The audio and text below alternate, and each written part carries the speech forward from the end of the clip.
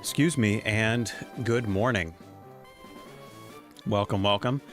I know many of you are still asleep, but that's fine. I got a lot to do, and I need to make the most of my time. So let's go ahead and get started. Welcome to those of you who are not asleep to the Ultimate Living Origin Form Pokédex. Hello, Shargo. I figured you'd be up, considering your time zone. And I'm doing great. I'm doing really good. I'm feeling ready to get some more shiny eggs, to really make some progress.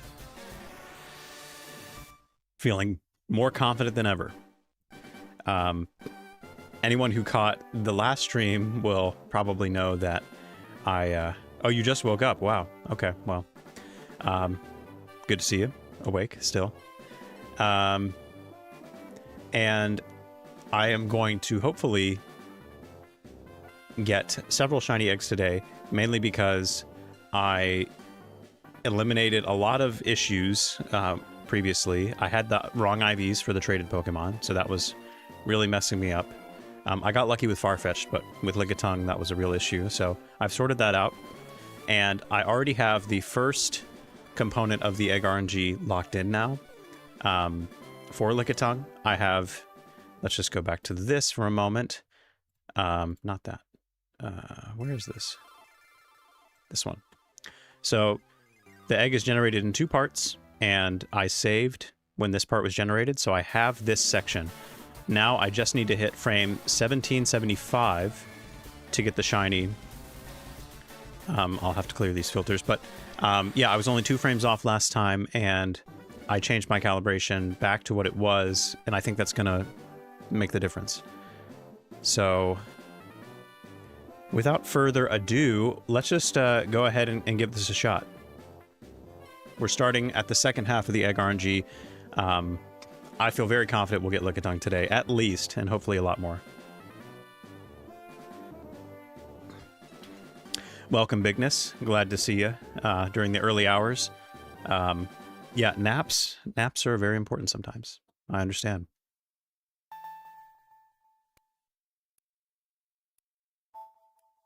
So for those of you who are not in the loop or are coming in with less context, you're basically coming in halfway through the egg RNG process. I've already generated the egg with the first half of the Lickitung's PID that will make a shiny if I give it the second half.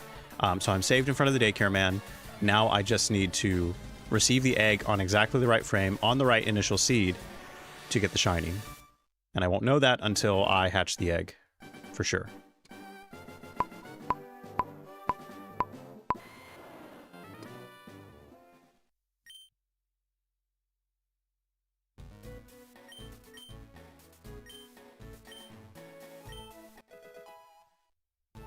Good morning, Utah. My dinosaur expert. Your feedback is very important here.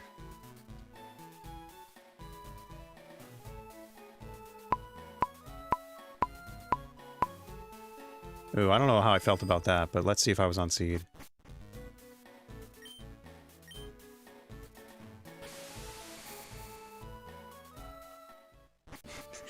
In fact, further I did, yes. Fair point.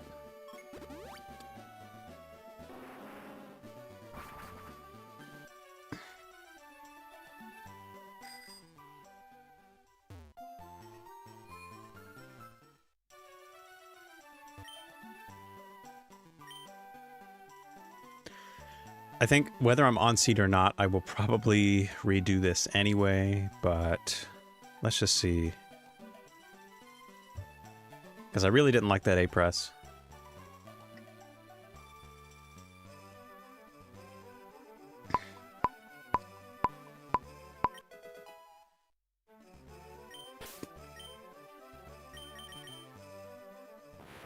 I don't know if you watch Epic Nate. He does these very long videos about going into like video game lore, Fallout, Skyrim, all that stuff. And he'll say, without further ado, let's do further. And I'd never heard that before, but I really like it. I don't know if that's his thing or if he's taken that from somewhere else, but I think it's a really a nice phrase.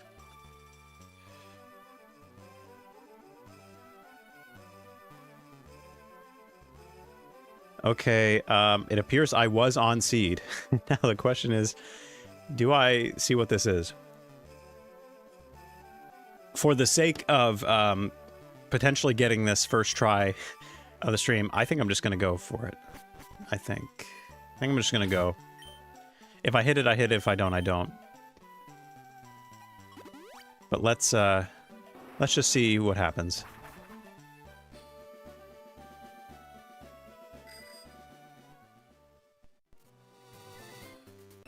And once again, I will fight this trainer every time until I get the shiny egg, in which case I will never have to fight him again. But I fought him a lot so far.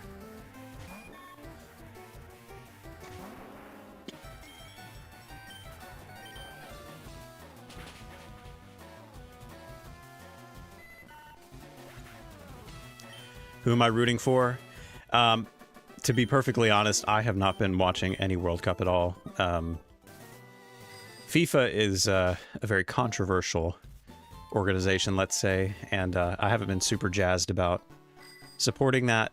Not to say that I don't support any of the teams or want any of the countries to do well, but it's just, you know, it's one of those things. But I have plenty of friends and family who are really into it.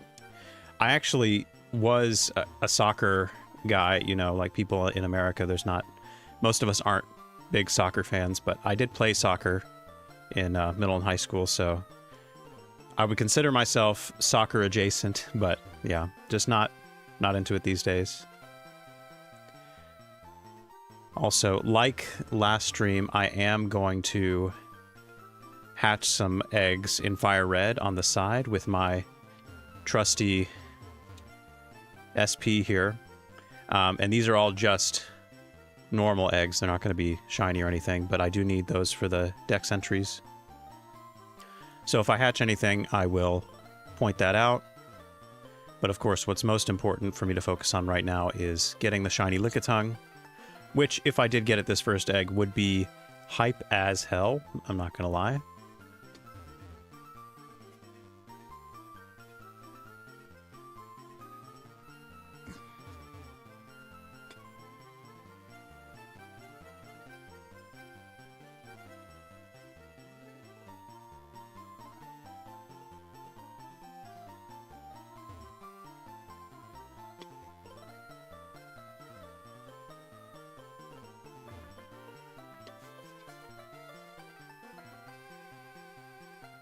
And I believe that, doesn't it take like 8-ish minutes to hatch a Lickitung egg? That's how most eggs hatch, 20 cycles, 8 minutes. So, thrilling start, I know. Very exciting. But if I do get this first try, that's gonna be pretty hype. It's gonna be pretty cool.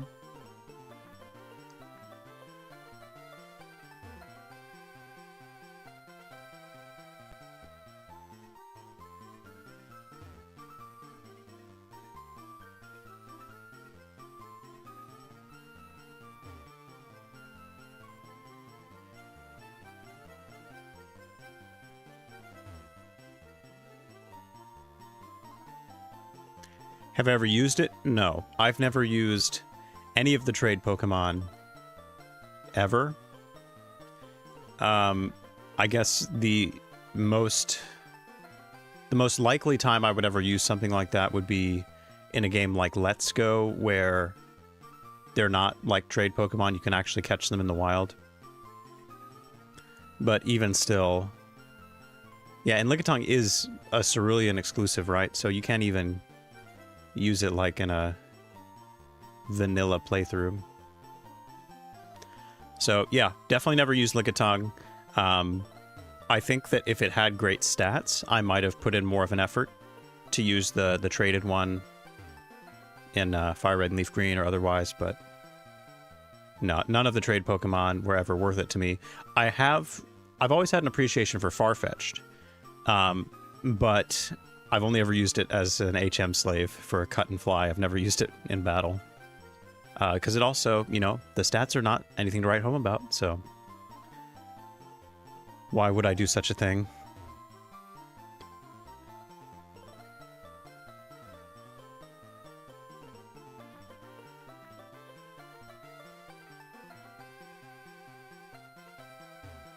Do I think that Lickitung has a solid design, solid concept? I do. I appreciate Lickitung for what it is. It's just not very useful in most contexts. Even when you think about, like, random, normal Pokemon in the early generations, like, usually they have some utility, like they can learn a lot of HMs. Even like non-water Pokemon can learn Surf. A lot of the normal Pokemon can, I'm pretty sure. Or random Pokemon can learn Surf anyway. So for like an HM slave, that would be nice. But Lickitung can't learn Surf.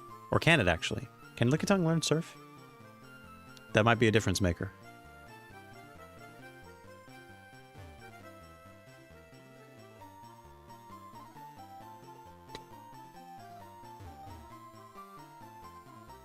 And I'm assuming the jungle set is a Pokemon card release.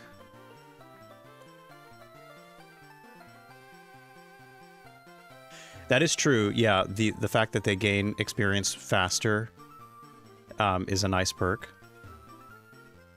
But I think that just makes up for their bad stats, you know, because sure, you might have an over-leveled trade Pokemon, but all the trade Pokemon are pretty mid in terms of their stats, so really, an over-leveled trade Pokemon is like a good at-level Pokemon, you know what I mean?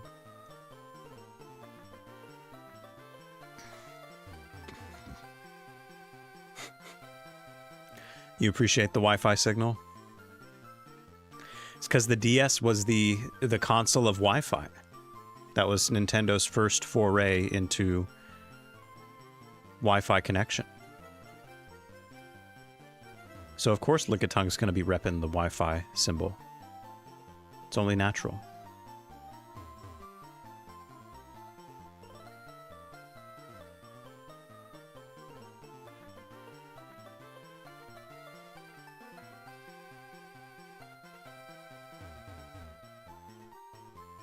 Yeah, I love me some Wi-Fi. Some Wi-Fi rep.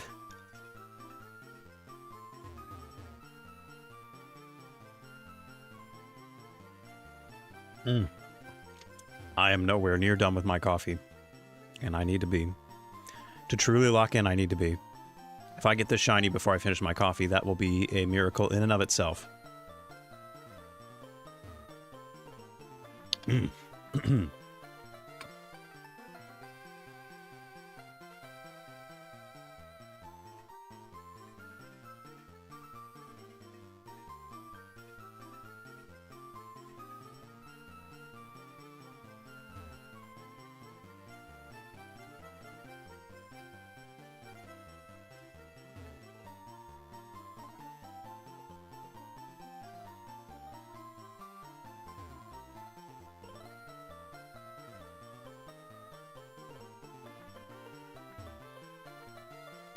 Well, Game Freak made a lot of questionable decisions in the original Diamond and Pearl.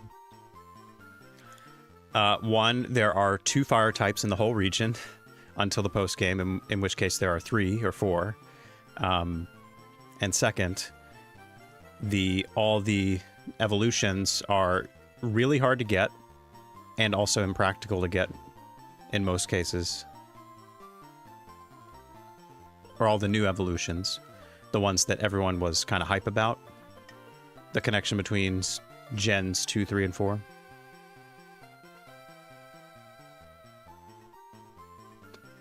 Also, Chansey/Blissey HP bar. Those mistakes alone. They had to make up for that. And Platinum did fix a lot of it. But not all. There was no fixing those HP bars.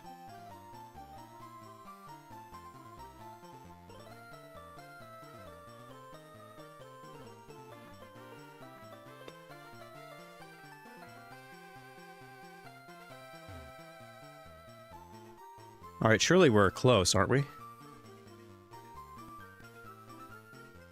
Surely we've almost reached that 8-minute mark.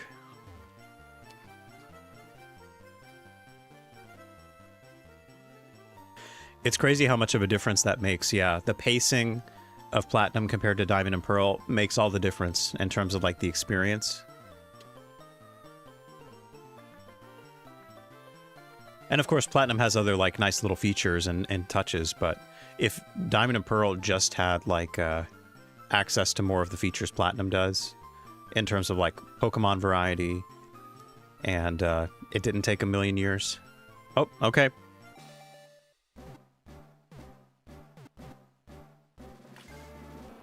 Okay, yeah, no. I don't even need to check that because I wasn't confident in my seed press. So just forget that it happened. We're just going to do it again. And this time I'm going to hit it. That one's on me. I kind of jumped the gun there.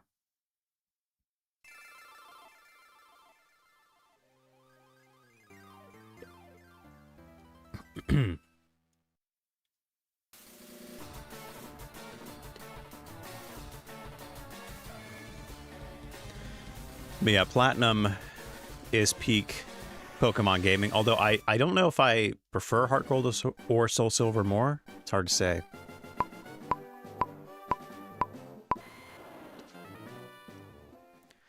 And I have a feeling that was one seed late, but we won't know until we know.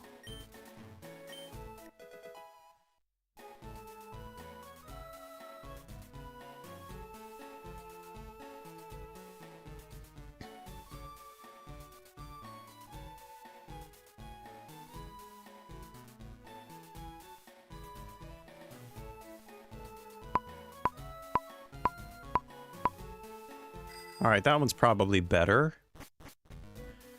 I would say I feel better about that hit if I'm on seed. We have a real shot at it this time.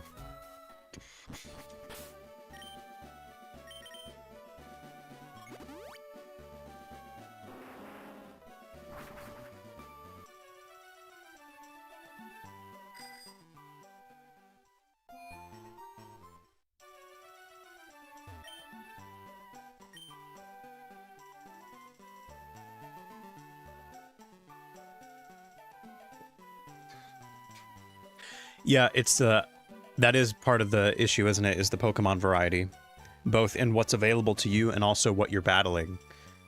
It's not a lot of Sinnoh Pokemon. It's not a lot of diverse Pokemon.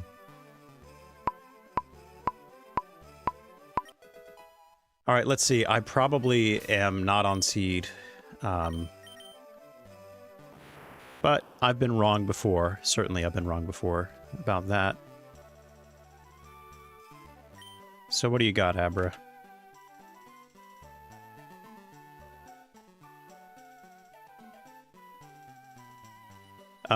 And... Oh, no, I'm on seed. Okay. Well, it's everybody's favorite time again. It's time to, do some more hatching. Just to double check. That is synchronized, right? Yeah, okay. Yeah, this for sure is it. 100%. There's no doubt about it. Which means we get to fight our favorite trainer again. Might be the last time we fight him. Who knows? Might be the very last time.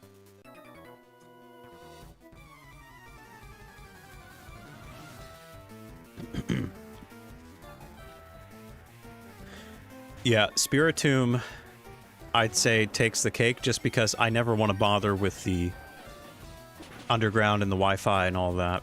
Even though I could do it, I have 2 DSs and 2 Sinnoh games. I could make the Spiritomb thing happen, but I never have, and I have no desire to do it now.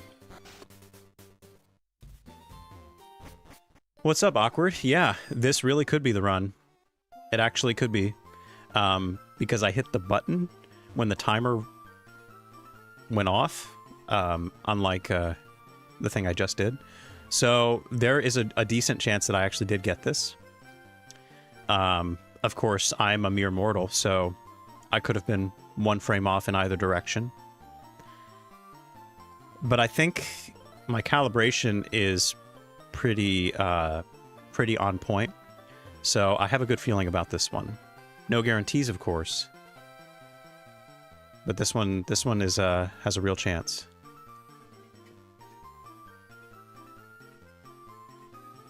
And we really do need to move on from Mark. Mark has had way too much screen time. So I think it's about time we move on from Lickitung, especially because we got plenty of eggs left to do. It's not like we are even halfway through these.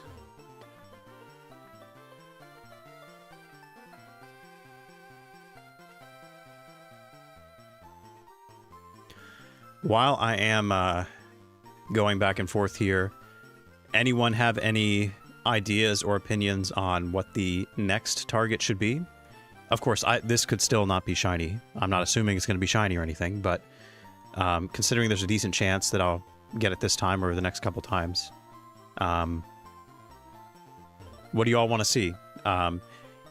In the spirit of getting the harder ones out of the way first, the Pokemon with the longest egg cycles now are the Eevee line, and I need to do 3 of them. Each Eevee is going to take 35 egg cycles, which is just 5 short of Chansey. So it's going to be not quite as long as Chansey, but pretty similar. Maybe like 14, 15 minutes per egg hatch, which is a really long time. It really is. But we got Chansey fairly quickly, in part because I was not putting in the wrong IVs for it, because I wasn't confused about its IVs. But yeah, Zinx, we could do Zinx, yeah, sure. That one's a regular 20 cycle hatch. There's only 3 flawless Adamant Seedot in Gen 3. I'm surprised there's any flawless Adamant Seedot in Gen 3, to be honest, because the spreads are pretty limited there.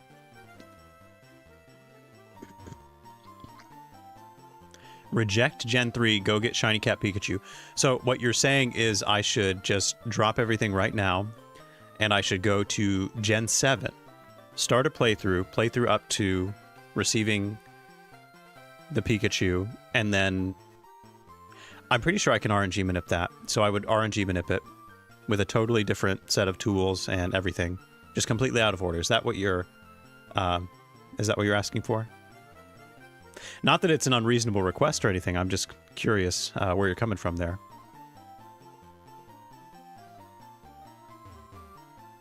Without sync, yeah. No, that makes sense.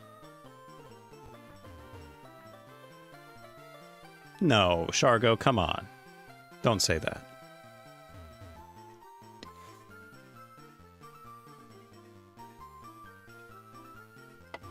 So Brendan also feels like we should go ahead and get the worst targets out of the way first. And Chansey is done. Chansey was the worst. But I have 3 Eevees to do, which is quite a lot.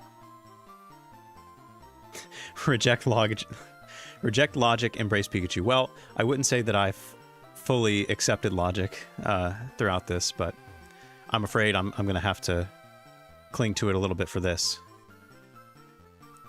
The Pikachu is not in the demo, it's in the base game. What you're thinking about is Ash Greninja is in the demo, which is a part of this challenge. I'm also hatching an egg on Fire Red. Let's see what that is. It is a Charmander, so that completes the Charmander line. So let me just try to get this checked here. Charmander is complete, or the Charizard line. That is good. Good to go. Yes, for those of you wondering, I will be getting the Ash Greninja for this challenge. It is technically a different form because it has an ability that cannot be altered by ability patches or ability, whatever you call them. It is locked to the Pokemon, so it is technically a different form. Fun fact, same deal with Own Tempo Rockruff. You cannot change Own Tempo Rockruff's ability, or you cannot change a non-Own Tempo Rockruff to be Own Tempo Rockruff. So because of that, Own Tempo Rockruff is a different form outside of its evolution. Fun fact. There are a few other Pokemon that work that way. But that's the logic there.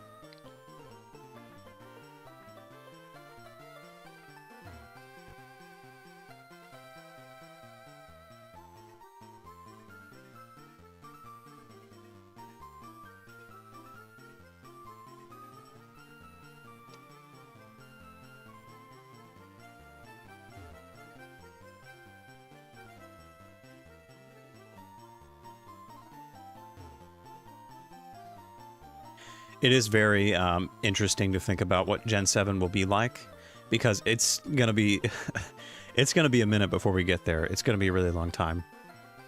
I mean, I'm not gonna say really long, but you all know how long it's taken to get through Gen 3. We're almost done with the first region of the game. And, you know, I started this challenge in February, right? And it's July. I did take some time off, so I haven't been, like, fully consistent the whole time, but... and I will say, Kanto is going to take longer than Hoenn, because everything in Kanto is a double frame perfect manip, whereas Hoenn, it's mostly single frame perfect. So it's a lot easier, a lot faster.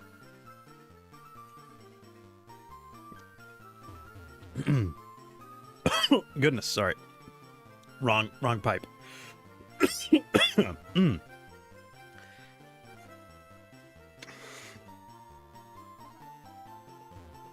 You think they regret the gender differences? They probably had to take a step back and be like, okay, let's think about this. There's like...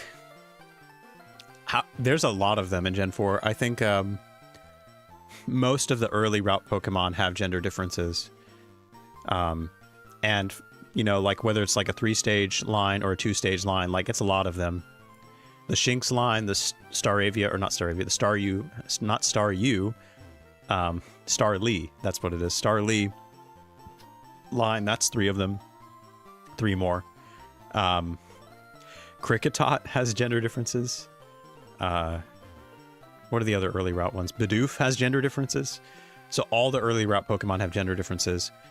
So that already adds up, and then you have plenty more. So yeah, they're probably like, you know what? If we keep doing this, it's going to get out of hand. So they did scale it back. There are some in Gen 5, but it's more like dramatic, the differences, versus the subtle ones that they did in Gen 3.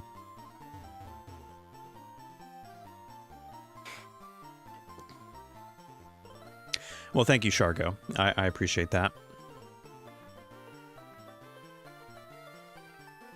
Yeah, it's possible there's going to be better advances in the tools when I get there. I mean, the tools are already pretty good for a Gen 7, something like Gen 7. Gen 6, I sure hope that they come up with some better stuff for Gen 6, because certainly advances have been made, but overall it's still a pretty grueling process, mainly because the seed finding process takes a while. But I digress. If you've heard me talk about it before, you know Gen 6 is going to be the real sticking point. It's going to be a real slog.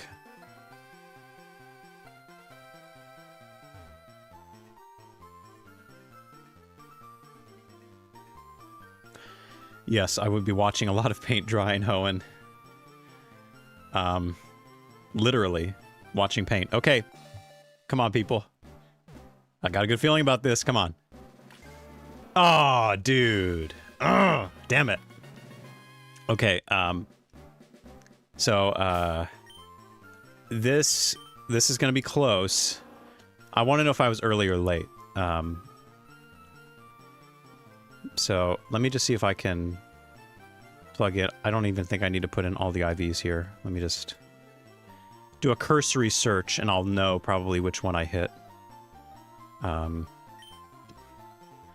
Let's see, 24, 11, 13, 13, 13, 17.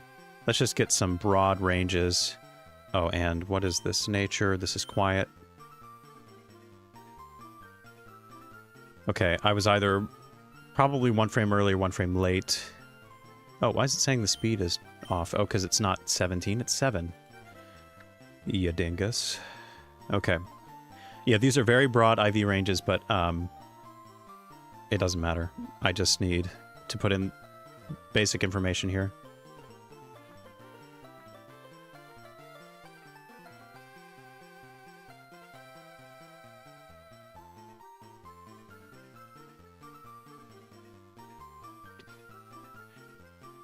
Lickitung is truly giving us a run for our money, though. That is for damn sure. Okay, what ability do you have? You have Own Tempo, which we've established is ability 0. You're female.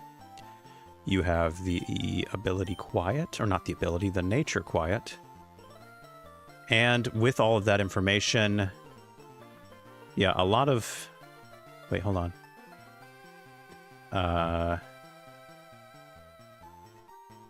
All right, 1060, 17, no, 1060, okay.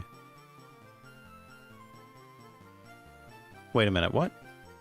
No, 1160, sorry. Sorry, I gotta go up here. I'm all discombobulated. Okay, 1160. I was 1 frame late. Drats. Okay. 1 frame late. That's fine. It's okay. It happens.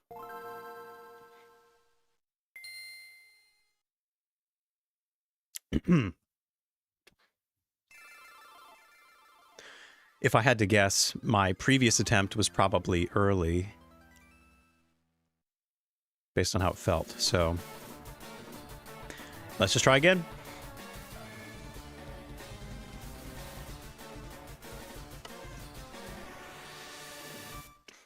Yeah, Gen 4 RNG is absolutely a breeze. No issues there. The only thing that I am remotely concerned about with Gen 4 is I have to get 2 Manaphy eggs, and I'm not exactly sure how I'm going to do that. I have Pokemon Ranger Shadows of Omnia, which I can get the Wi-Fi event for through the DNS exploit. So I'm pretty sure, I don't know how much of the game I have to play through, though, to access that. If I have to play through a lot of it, then that's going to be something. Okay, was I early there or late? I don't know. I hope I didn't jump the gun there. I don't even know if I'm on seed, so let's just see that first. What will be the hardest thing in Gen 6? The legendaries are going to be really tough, because I can do a lot of... the breeding in Gen 6 will be the easy way out, versus, like, wild encounters, I think. So I'll probably do a lot of Egg RNG in Gen 6. And... yeah, like, legendary encounters, I know that, I'll need to do Reshiram and Zekrom, because they're shiny locked in Gen 5, and the earliest you can get them shiny is in Omega Ruby and Alpha Sapphire. So I don't know how difficult those are going to be. I know you have to go to, like, the special place for that. This is Relax. Is this the same one I hit last time I was... my first attempt? Maybe not. No, it isn't, because I... Never mind. Forget what I'm saying. I'm on seed again. Okay. At the very least, I am consistently on seed, so I'm getting these attempts over and done with. Oh, no. Yeah. So, it's funny. I wouldn't have to play Oras at all, except I'm doing it just for Reshiram, Shiny Reshiram and Shiny Zekrom. That's the only reason I have to play Oras. Isn't that crazy? Once I have to play Omega Ruby, and I have to play Alpha Sapphire, each of which only has 1 Pokemon I need. Shiny Reshiram, Shiny Zekrom.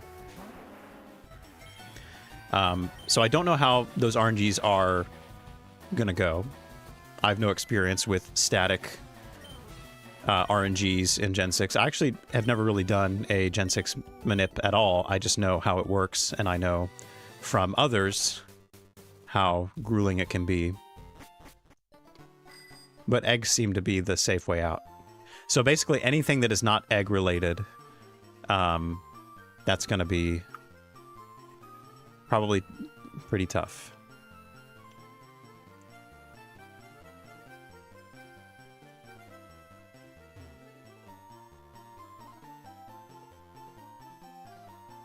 Yeah, my saving grace is that all the normal legendaries, Xerneas, Yveltal, and the ground snack, they're all shiny locked, so I don't need to fool with them. So that's good.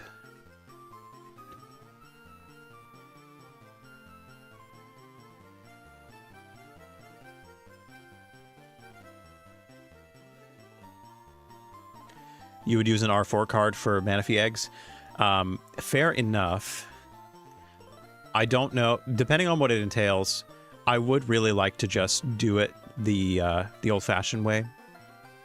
And there's a couple ways of doing it, you know, depending on what copy of Pokemon Ranger you have.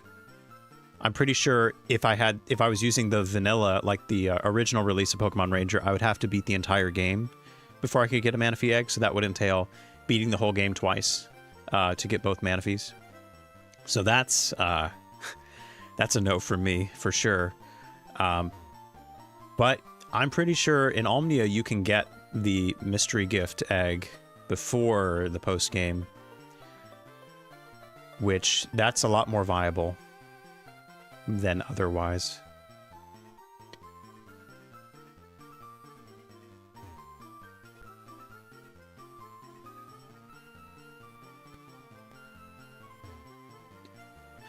Got another egg hatching in Fire Red. Let's see. And it is a Squirtle. That is our last starter of Kanto. We are all done with starter Pokemon. Can you believe it? And it only took 5 months. But yeah, that is a beautiful sight to have all these boxes checked. So really, yeah, these are exclusive to Sun and Moon. Then that's Sun and Moon. Sun and Moon. We have all of this completed. Yep. These are future generations, future generations. How far do we go down before we need something? Future generations, future generations. Okay. I have not hatched a normal Farfetch'd of all things. So that's where we are on that list there. But that is exciting. Also, did I add to the counter or not? I can't remember. Hopefully I did. I'm pretty sure I did. Dynamax Adventure Zygarde. Yes, I will be doing 3 of them. How fun does that sound? 3 shiny Dynamax Adventure Zygarde. Isn't that going to be so fun? I know everyone loves Dynamax Adventures.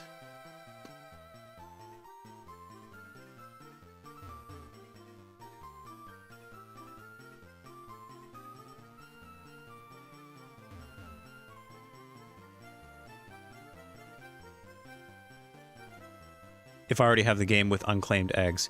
Yeah, with the DNS exploit, you can get as many eggs as you want. My question is, how late in the game do you need to be to get the mystery gift egg? Okay, so I've hatched another Eevee. If this is a female, that would be really nice, because then I wouldn't have to breed anymore. And it is not a female, so that is useless. That is not a Pokemon that I need, unfortunately, so ignore that. Ignore that Eevee egg I just showed you. It does not exist. Thank you, Shargo. Will I be evolving the Pokemon in their original game or transferring them up? I would prefer to evolve them in the game that I catch them, just because I'd like for them, as soon as they get to home, I'd like for them to stay there. I don't want to have them bouncing around different games. The only time that is not the case is when I do have to do transfer evos, like for Hisuian Typhlosion, for example. I will be catching the Centiquil for that in Heart Gold / Soul Silver, and then I will be evolving it in PLA. So that will require me saving the evolution until I transfer it up. So other than those cases, I will try to evolve everything in their native regions, which is going to be a real pain for some of them. Like, I'm thinking, doesn't the Flabebe line, you need like shiny stones for that, and shiny stones are very hard to come by in Gen 6, so that's going to be really annoying, considering how many Flabebe I have to evolve. But we'll see. We'll see how it goes. It's not a requirement, basically, but it's a preference. I would like to. And what I will probably do with Gen 3 is once I have caught all the Pokemon in both Gen 3, or in Kanto and in Hoenn, I will then do a spree of just trying to evolve everything. And by that point, I will have access to the rare candy glitch, which is, I think, a glitch I will utilize in this challenge, despite not using many glitches. Just because, you know, like the leveling up, like why do it manually? There's no point. So I will be doing that, probably. And that'll speed things up. And then once everything is evolved and leveled up, then I will move on to Gen 4. Also, we have Mr. Mime. Regular Mr. Mime, of course. That has hatched from the egg, so adding to the counter and adding to this. Where is Mr. Mime? There you are. You distinguished gentleman, you. I do wonder if this Mr. Mime is a male or female, because then... Oh, it's a female Mr. Mime. My mistake. You are not a gentleman, you are a gentle woman.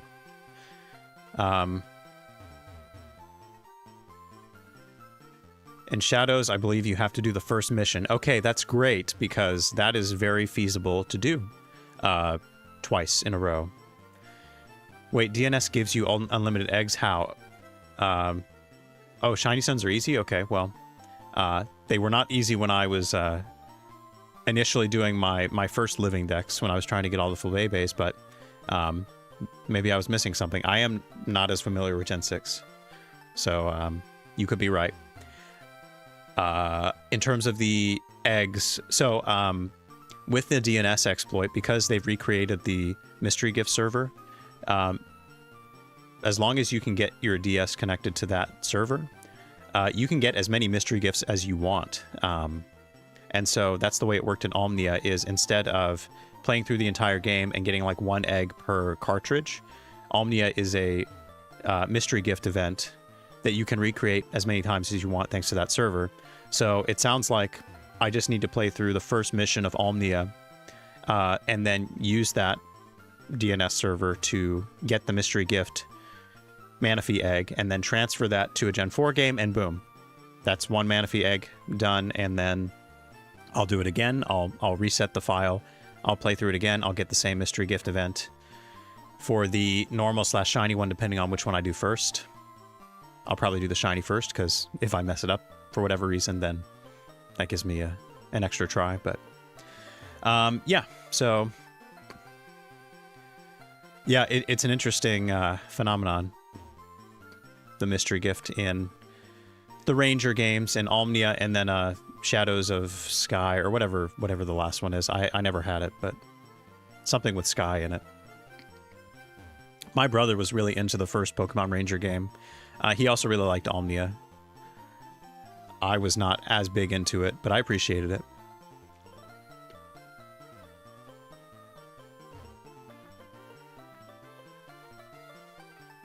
Oh yeah, is that how you get them, is through super training? That's probably why I didn't have very many then. I did do a couple Ribbon Masters, but only 2, so it probably wasn't enough.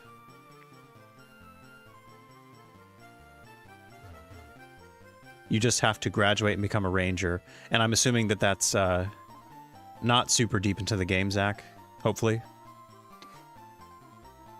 Yes, Caddy, it is egg time. And hopefully... Oh, alright. Come on, Mark. Come on. Yeah! Yeah! It is yellow. Yellow Mark. That was a long time coming, wasn't it? Sheesh. Okay. We have the yellow licking guy. Golden mark, yes.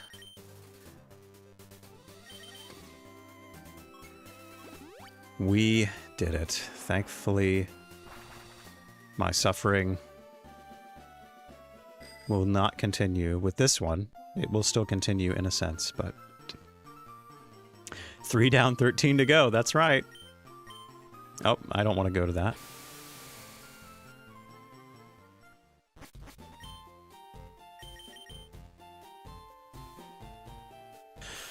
Oh, hi, Mark. Oh, hi, Mark. Yes. Technically, this is Mark Jr., but... Get that egg out of my face.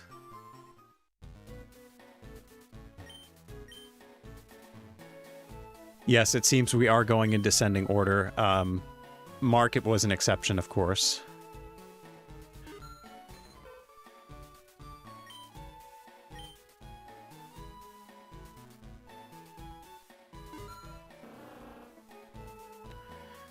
Thank you, come again. Alright, let me save, because I don't think I saved yet.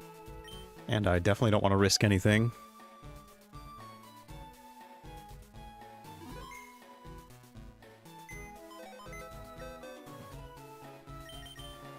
Okay. Did I add it to the list? I don't think I did. So... Mark! You are taken care of. I think I need to add to the counter, don't I? Maybe I do, maybe I don't. Someone check me on that. Now. Why is the shiny Ammonite here? Why is that here? That's weird. Because this is leaf green, right? Oh, because I need to breed it. Duh. I'm losing my brain cells. Okay, so I'm going to put Chansey and I'm going to put Mark Jr. where they belong. Let me just get it to where it needs to go. You come after the Hitmons. So you go right here. And Chansey comes after, or comes before Tangela. So right here, is that right? Yes, that is right. So you all are where you should be. And let's put Mark, level 50, because he was in there a while. Let's put Eevee in for the next target. And let's put this Abra in the Abra box. For every successful egg, I get an Abra. Lucky me. And I guess we're gonna do all the Eevees now? Is that the plan? Is that the goal? We're in for it, aren't we? Okay. Let me get my bearings. Okay, so... Yes, you made it just in time, Caddy.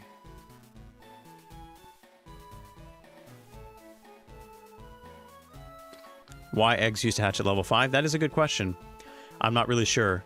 And it's an interesting mechanic because that makes most Pokemon below level 5 very difficult to get outside of early route Pokemon. So that's always interesting. Okay, so let me first plug in the IVs for my Eevee so I can get this thing online. 2216.7.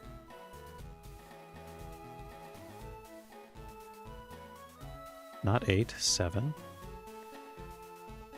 2125.0.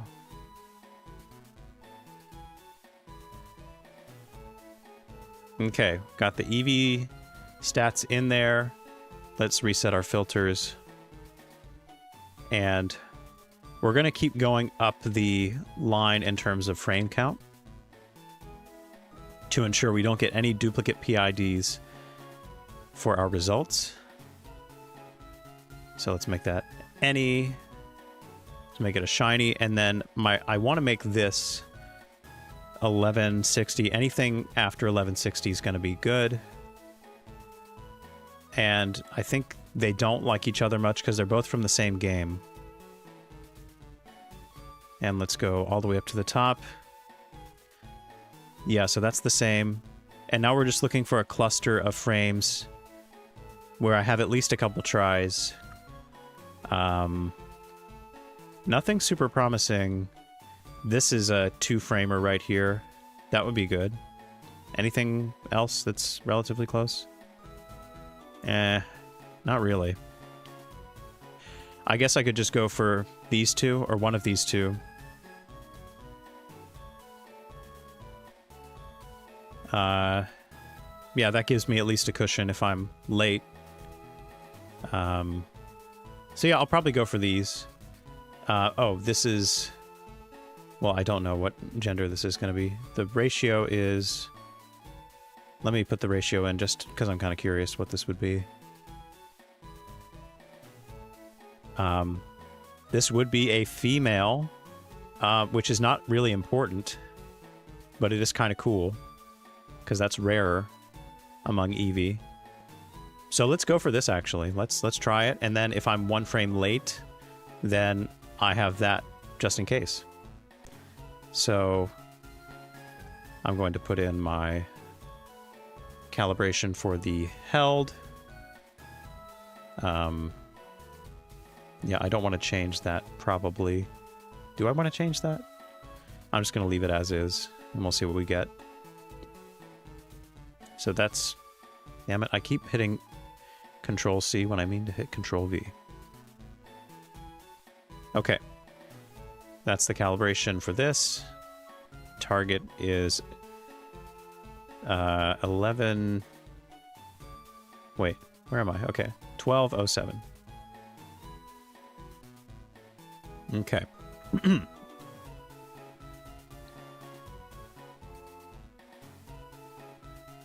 Yeah, I think these were both caught in leaf green, same OT, so it's the other option. That does make it so I don't have as many options for like multiple spreads in a row, but I just got to get good, I guess. That's just got to be the situation. Thank you, Awkward. Thank you very much. Okay.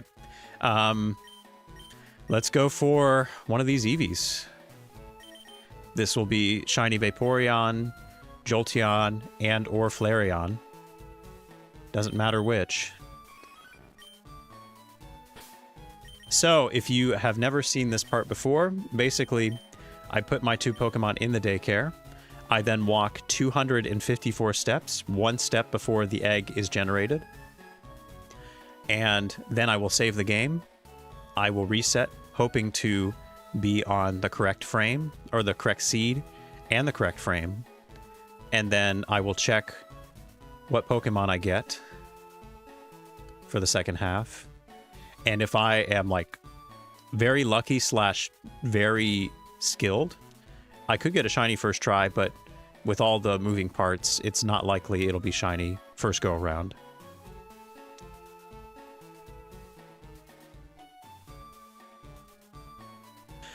Yeah, in terms of like number of catches, we have hit the halfway mark for Gen 3.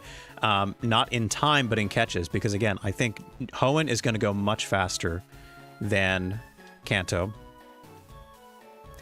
And apparently there are more Hoenn or more Kanto Pokemon in terms of forms and variants than there are in Hoenn, which is not something I necessarily counted out before this. Okay, so that's wear it off. 1, 2, 3, 4. Now we save. And we see about getting this guy. This is important for me to be accurate with my seed, especially because every attempt I save in front of the daycare man, and if I'm not on seed, I have to regenerate the egg, which is not fun.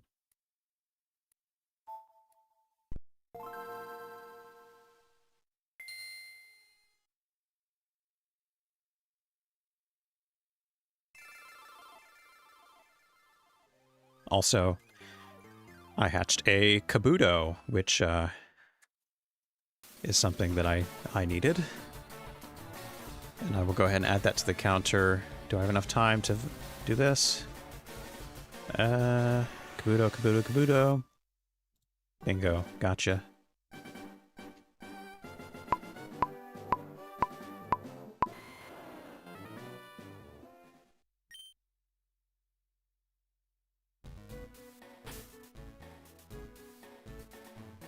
Certified Kabuto moment. That's right.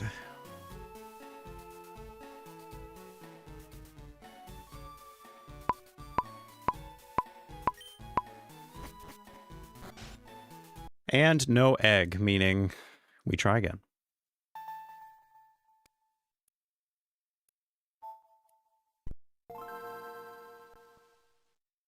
And I'm pretty sure I have hatched all the eggs that are currently on my fire red, meaning I need to breed for some more. Don't know if I'll be able to do that very well. Multitasking. But we will see.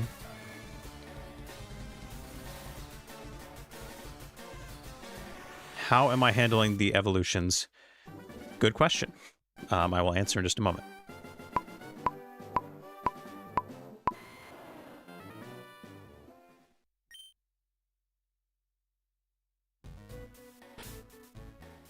Certain evolutions, I will be saving them for later generations. Certain ones, I will not.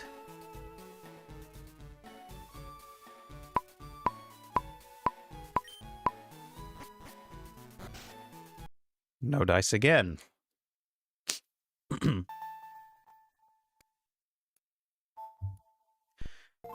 So for example, something that I will save, like I was saying earlier, is like Hisuian Typhlosion. Hisuian Typhlosion is not a different Pokemon. It is a different form of an existing Pokemon, Typhlosion, which is a Johto Pokemon from Gen 2. An example where I wouldn't save the evolution is something like, what is another Pokemon that evolves into something totally different? I'm blanking on what exactly that would be. A good example would be Sylveon, let's say. I could get an Eevee in Gen 3, sure, but Sylveon is not a different form of an existing Pokemon. It's a totally separate evolution from a previously existing Pokemon, and Sylveon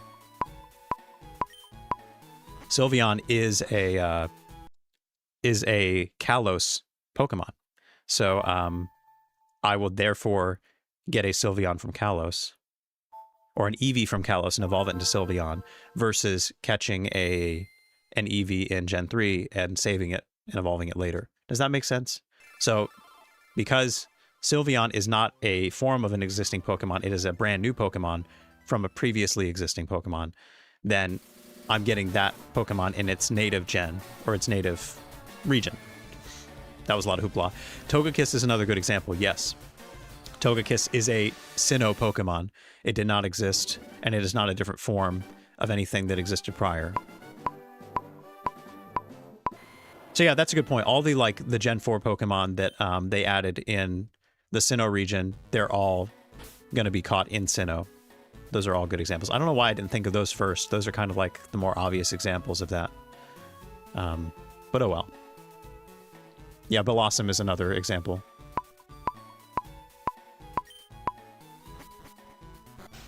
All right. We do have an egg. Now I'm going to confirm that I'm on seed. If I'm not, I just redo everything I just did. If I am on seed, then I will proceed with the second half of this process. Fingers crossed that I hit the right egg frame.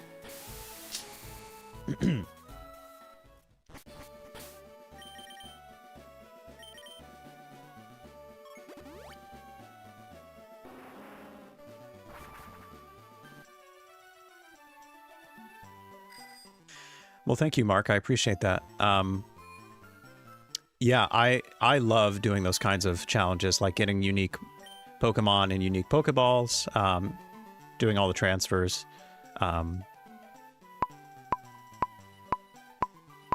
I remember doing, I really wanted a Sport Ball Vespiquen in Sword and Shield, and so I was really focused on that for a while, getting that in the bug catching contest and migrating it up.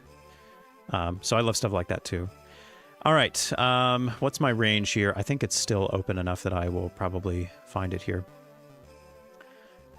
So, moment of truth. Did I hit my seed or did I not? If I did, then I will check what egg I have. If I did not, I just repeat everything I just did prior to this.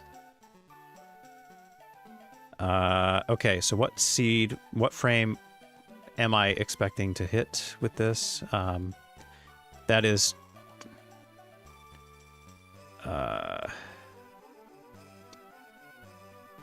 32 plus... Okay, I'm not doing mental math. I really cannot do mental math right now. Sorry, not sorry. Okay.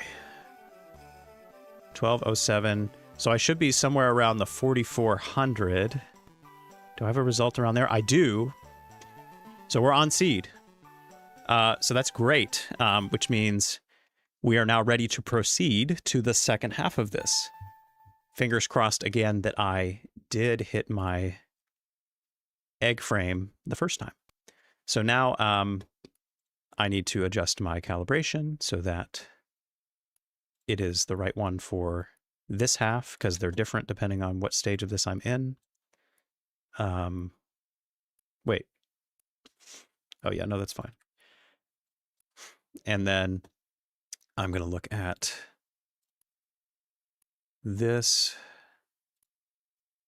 What is my target frame for this? If I'm assuming I'm on 1207, this will be my target frame.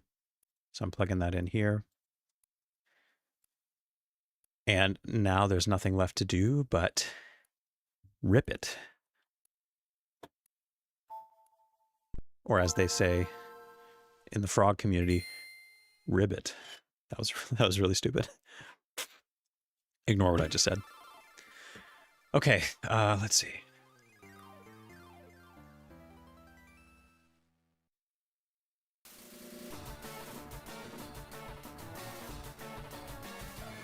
Yeah, so Bergmite is an example, yes. Cyndaquil, Petalil, Gumi, all of the Alolan forms. The Alolan forms of Kanto Pokemon, where it's a base Kanto Pokemon evolving into an Alolan form, those all count as well.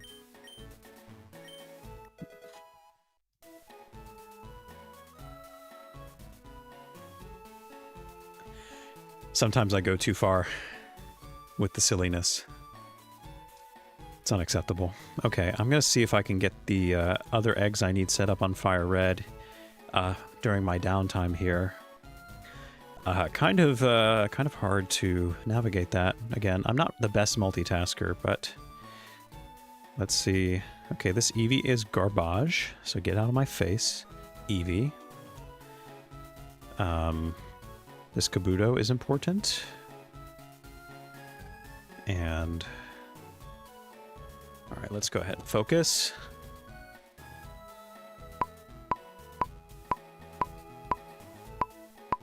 Oh.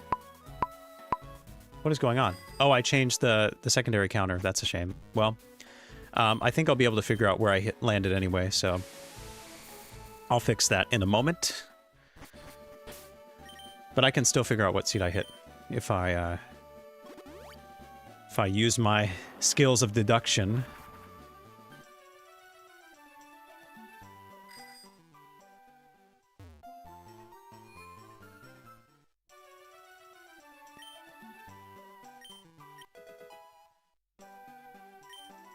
Okay, first of all, yeah, that's advances. That's why that was funky. It's because I accidentally changed that setting. Otherwise, yeah, we're good now. Let's see what this Abra is and if I hit it or not. A bold boy. Bold boy.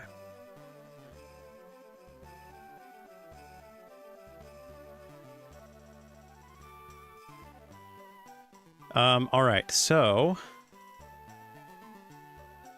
34, 38. 34, 38 plus the... Well, it's probably going to be... It's less than the 32. So it's something more than 3,400. Could it be 5,000 again? Maybe. What ability is this? Synchronize? So this is not it. Okay, so I was not on seed anyway, so we're fine. I don't need to figure that out at all.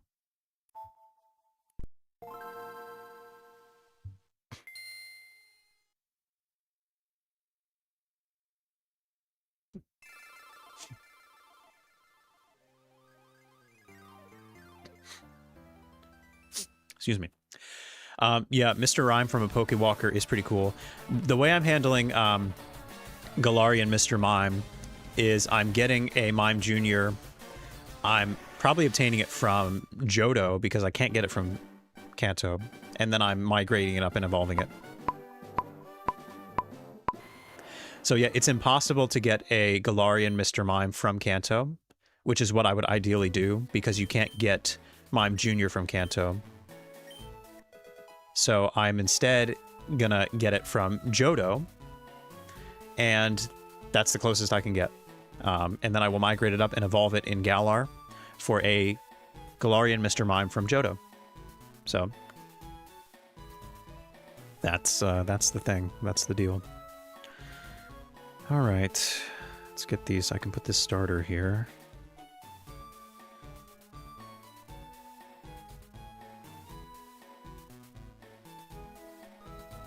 I mean, Johto's just closer to Kanto than Sinnoh is, so that's why. There's no other particular reason. Chronologically speaking, Johto's just closer. And it's more closely connected to Kanto than Sinnoh is. Okay.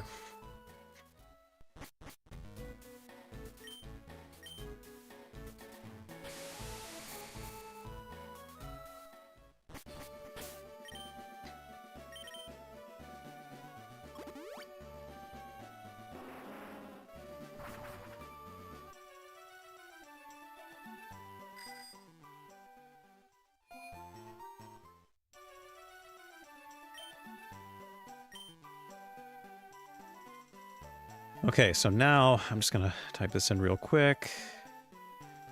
34, 38 plus 3,200. So I'm looking for something in the 6,600 range.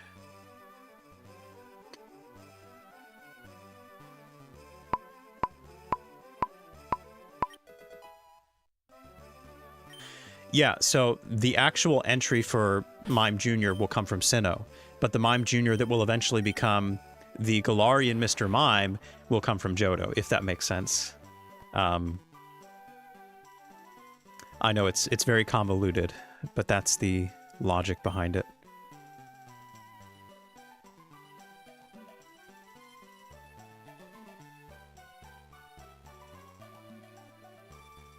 All right, 6,600. I was one seed late. Okay.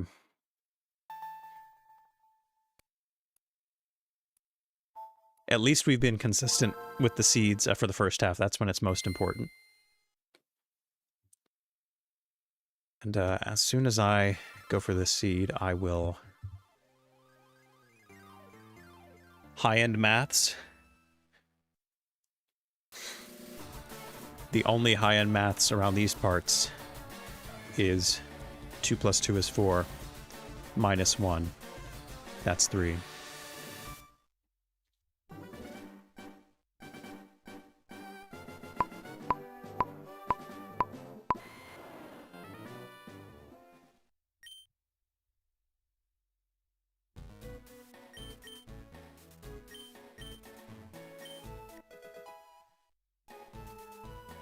Okay, I definitely need more Eevee eggs. I need a Farfetch'd, I need an Eevee, I need Rhyhorn. Okay, that's enough already for me to get the right Pokemon in here.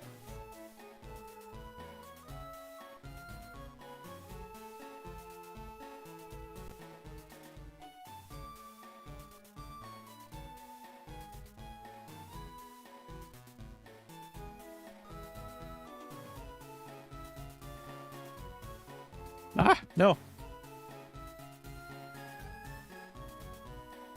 Drop my DS.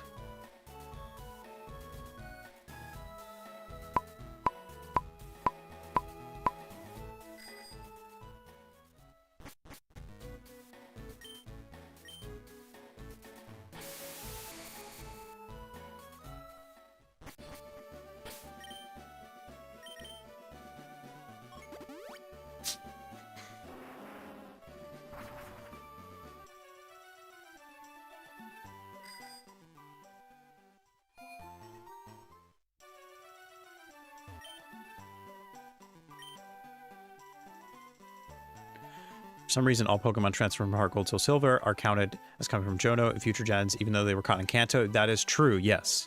Which is why I cannot get a Galarian Mr. Mime from Kanto, even if I obtain a Mime Jr. from the Kanto region in Heart Gold to Silver. It still says Johto. So that's the unfortunate reality.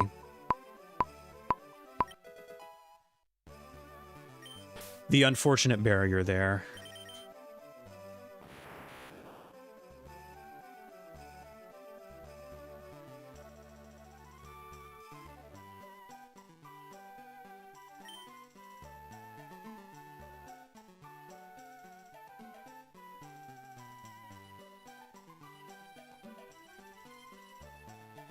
Okay, wait. No, yeah, I was on seed here. So we do have a run, ladies and gentlemen.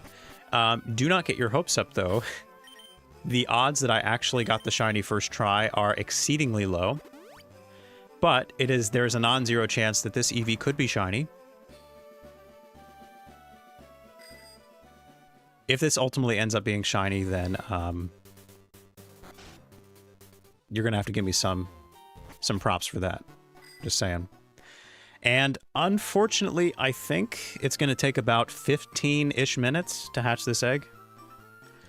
So while I'm doing this, I will try to set up the other eggs I need in Fire Red. And this is going to be real fun, setting all this up without looking, but... Do I have a Ditto in this already? Okay. Yep. It's going to be a struggle, but I can do it. Yes, I'm not to say that this attempt is going to be fruitless if I don't get a shiny Eevee, but it will not likely be shiny the first try. Is what I'm saying.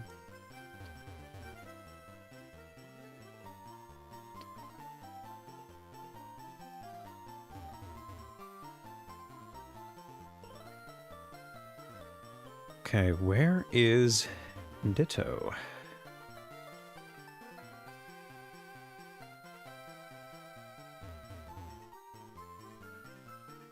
Am I insane? Where did I put Ditto? I don't think I put it back, did I? Ditto, Ditto, Ditto. Oh, duh, it's right there.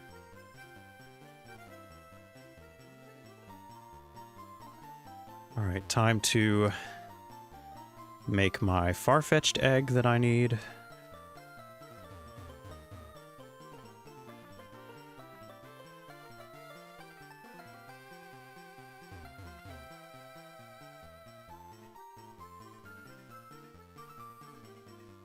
Okay. Now, oh, yeah, I definitely don't want to give any downtime to that. All right, now I'm making my next far-fetched egg.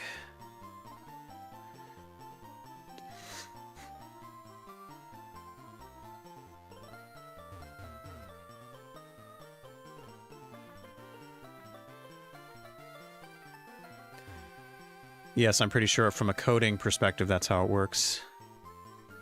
They could have done otherwise, but it is probably complicated to split it up like that.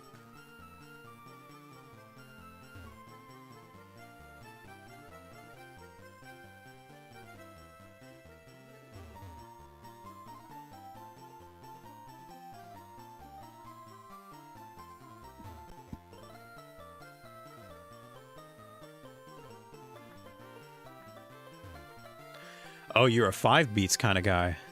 Interesting. You'd be surprised how big of a difference that additional beep makes.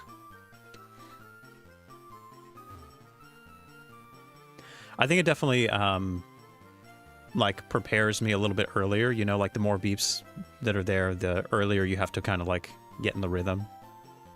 So I think that helps me that way. Actually, no, Mark. Fire Red and Leaf Green does not have working flame body. That does not become a thing until Emerald, so I am 100% just hatching these with no additional benefit. Which really sucks, and is one of the reasons why we're trying to knock out the really long hatches first, because they suck so bad. We just want to get them out of the way. And I think once we're done with the 3 Eevee, we don't have too many long hatches after that. I think the rest are either 20 cycles. There might be like some that have like 25 cycles, but most of them are 20 cycles, which is very, very fine. Very okay.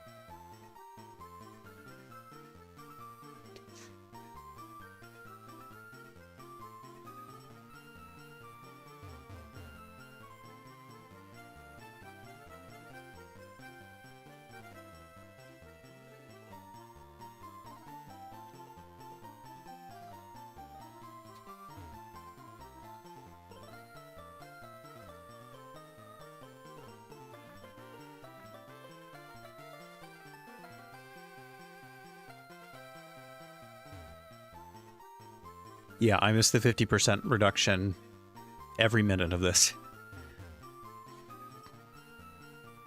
I've talked about how theoretically I could trade these eggs to Emerald and do the majority of the steps there and then trade it back.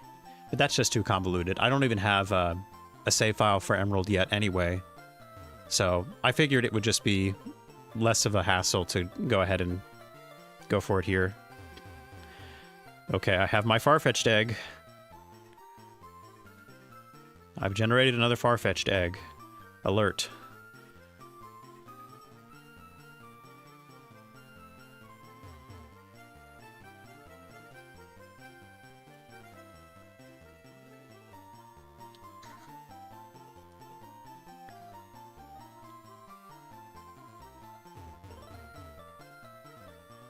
All right.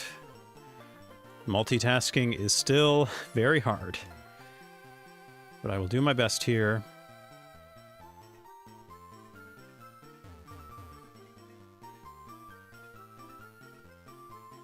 Chading. Chadong. Okay, next I need some more Rhyhorn for a female Rhydon, I believe. I think that's what I'm missing, so let's put you in there. And perhaps we will generate 2 Rhyhorn eggs, just to be safe.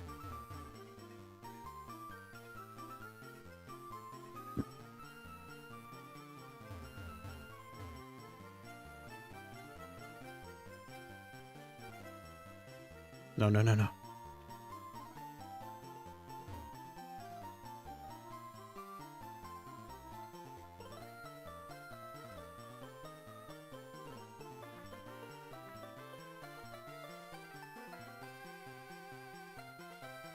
What is the point of 1 beat flow timer?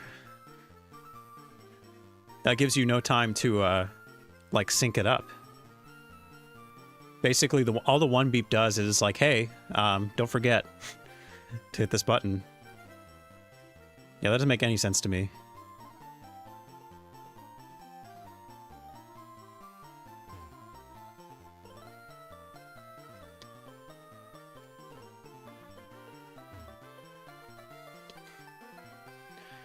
Yeah, I've heard Celebi is tough. I will actually not be RNGing Shiny Celebi in the Virtual Console. I will be full odds hunting it because there's no real way to RNG it on the actual Virtual Console, which is what I'm going to be playing. So that is an example. I think that is the only 1 in 8192 Shiny I have to hunt full odds for this challenge, I'm pretty sure. The rest of... There will be other full odds hunts, but they're going to be 4096, not 8192.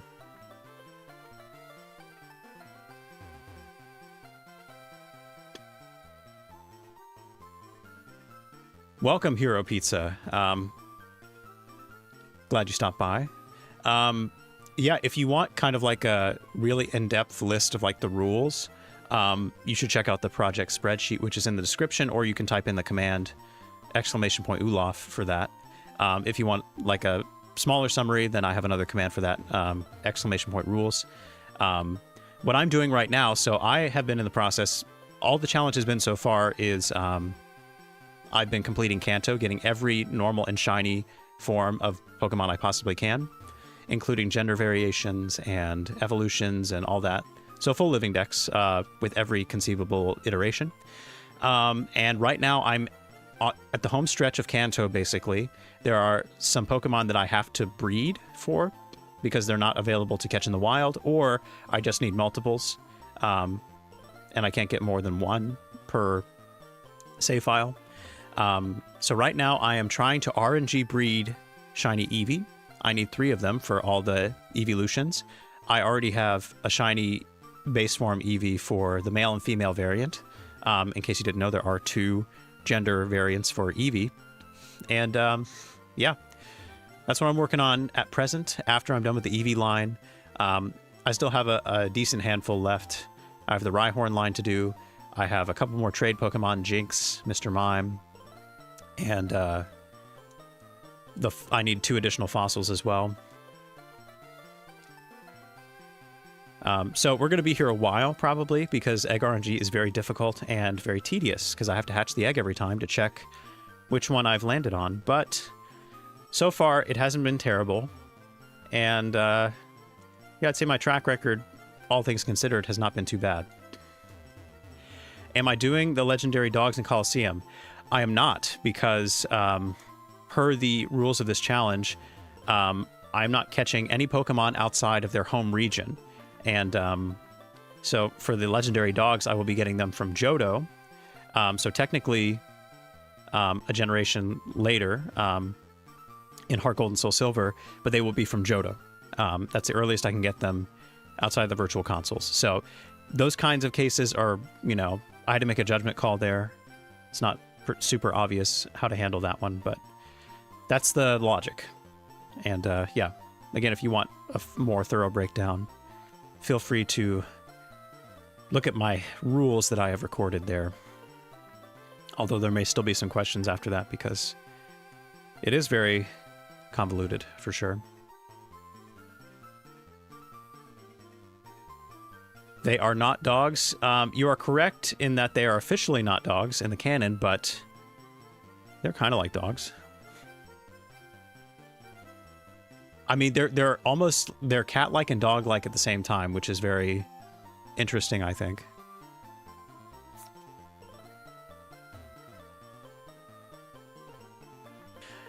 Yes, I happen to be very familiar with how easy or not easy the Colosseum dogs are. You know, honestly, Colosseum, Entei, and Suicune, not bad at all. They're really not that bad. Raikou is tough, but still feasible as well. Of course, I would have to play through all of Colosseum for that, and that doesn't sound very fun right now, so...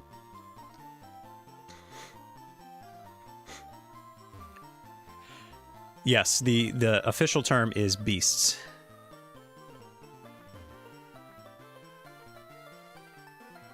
Yeah, my Colosseum video was my first probably big video that I made.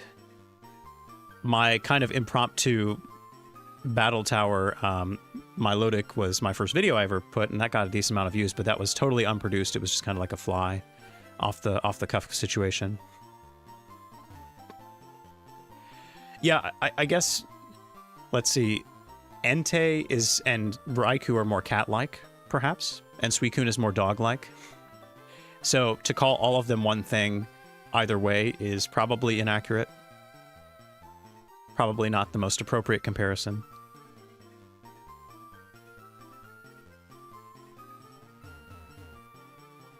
Okay. So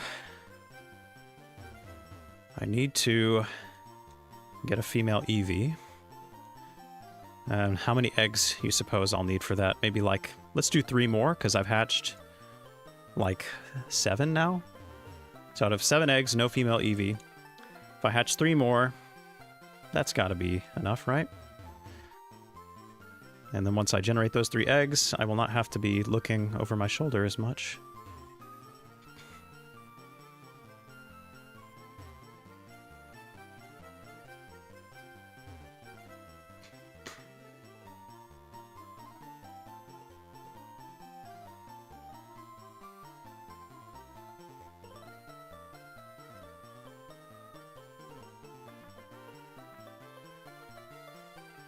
I don't know, I feel like calling them the dogs, legendary dogs, has historically been pretty popular.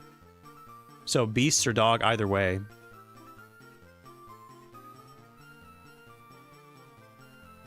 Did I ever do Gale of Darkness Towers? I never played Gale of Darkness for a video.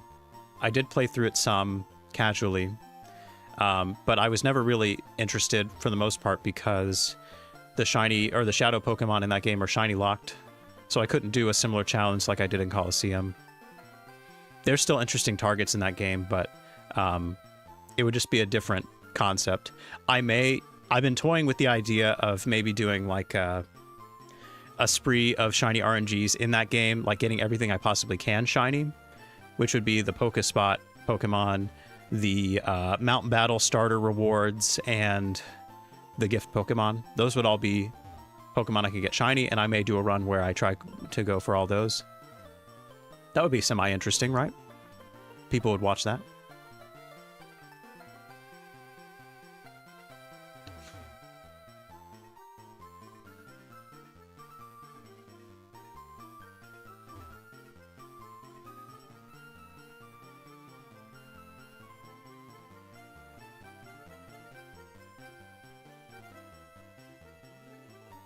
No, you're good, Hero. I'm trying to understand your question. Unrelated. Is the Shadow XD Funnel Boss Pokemon, it will be RNG manipulated for stats. Like, can it be? Is that what you're asking? Like, is it RNG manipulable? If that's your question, the answer is yes. You can RNG manip the any Shadow Pokemon stats. You just can't make them shiny. And depending on which one you're talking about, it's going to be a lot easier or a lot harder.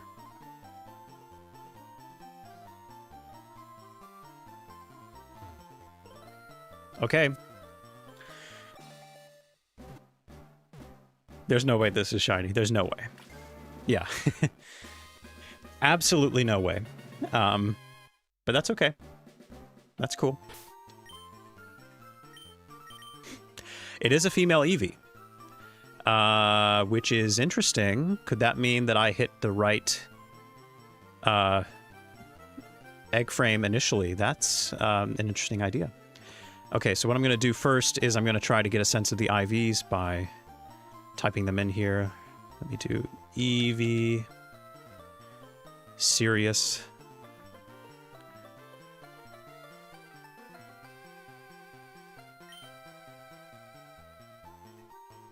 And I'm just going to type in its stats, use a bunch of rare candies along the way.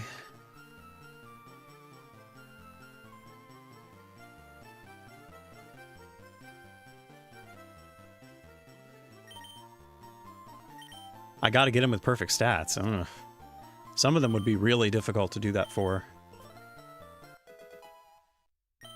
That would be quite the endeavor. If I ever do such a thing, it won't be for a very long time.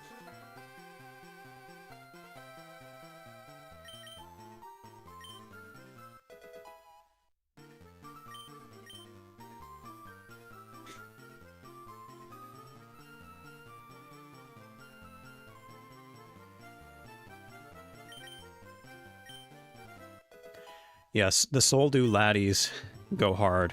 A little too hard early on. Whew.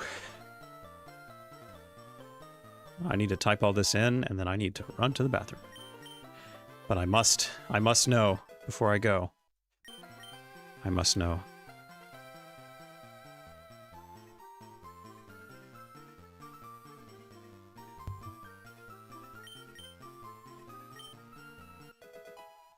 Yeah, I only need 3 more for the evolutions.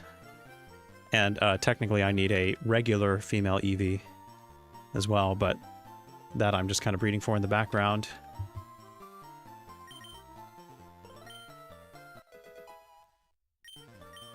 Yeah, pretty valid reason why Soldu was banned. Especially before the fairy type, when nothing could check dragons. Those things were beasts.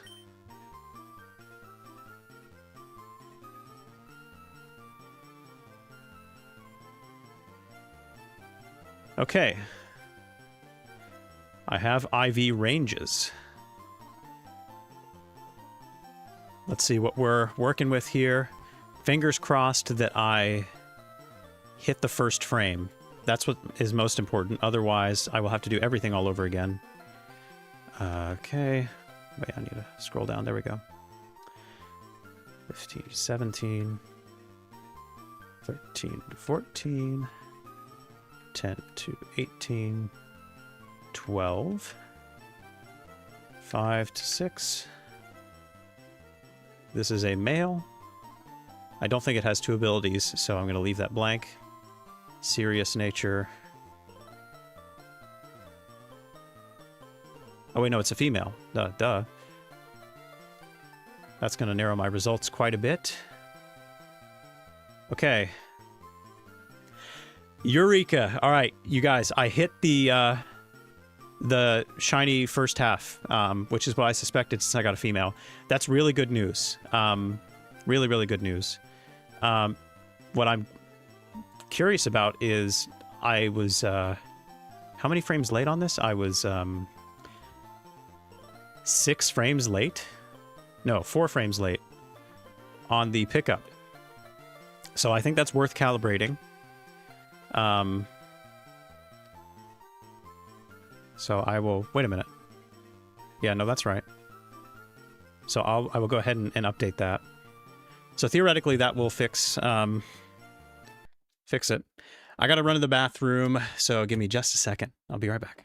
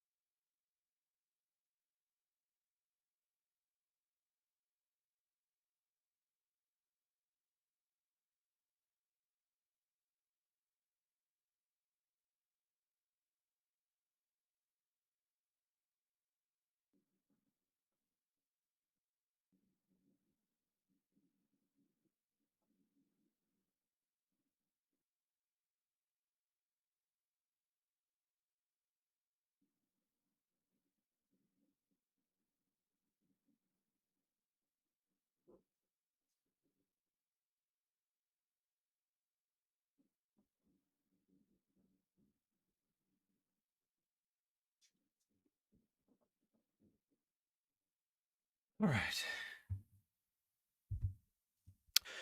Okay. I'm calibrated and ready for attempt number 2.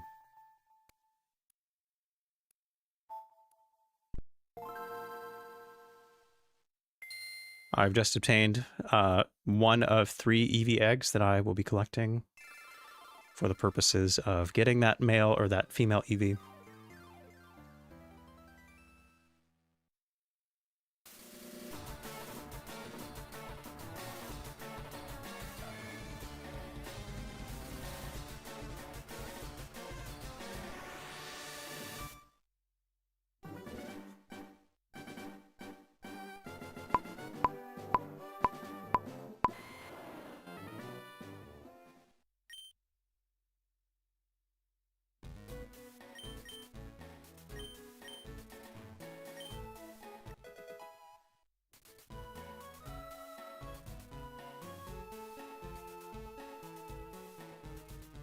Right. Let's get a couple more Eevee eggs, and then I'll start hatching those. What are we talking about? Luster Purge versus Mist Ball? This seems very in-depth.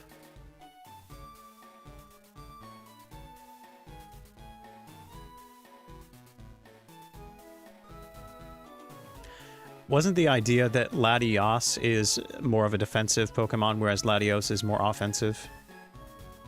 That accounts for most of the differences, right? In moveset and spreads.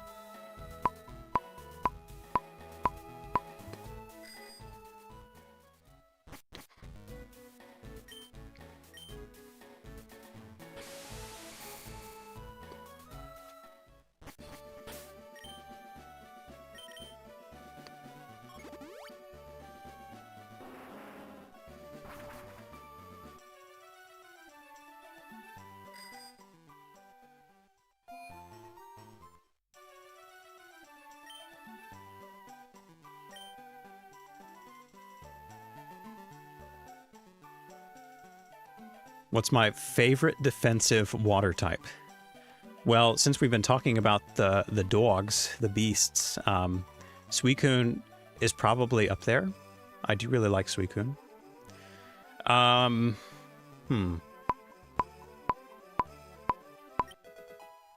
What a specific question.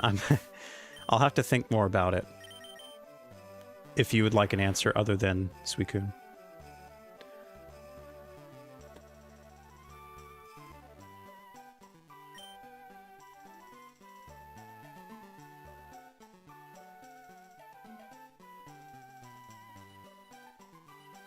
Okay, we have another run. Very nice to go ahead and get that over and done with.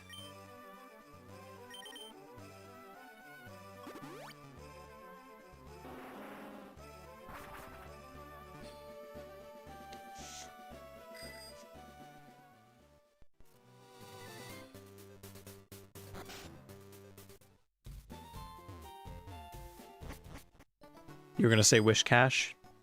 Wishcash is a water type. And I guess it's especially defensive, right? That quad weakness to grass, though, does not help it as a wall, unfortunately. I would not say Kyogre counts. Kyogre is bulky in the sense that it has good defensive stats, but it is not a bulky water type in that sense.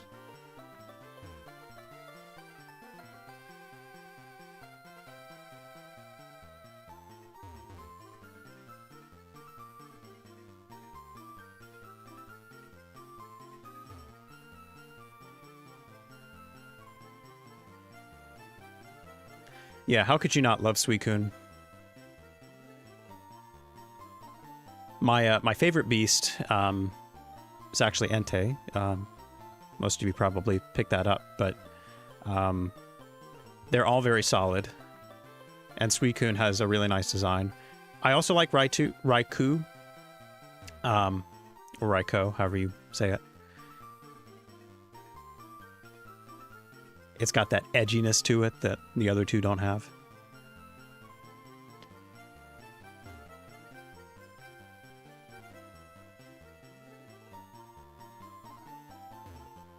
Gastrodon, okay, yeah. Even though it also is a water ground type, it actually is tanky, despite the quad weakness. So I would agree with you there.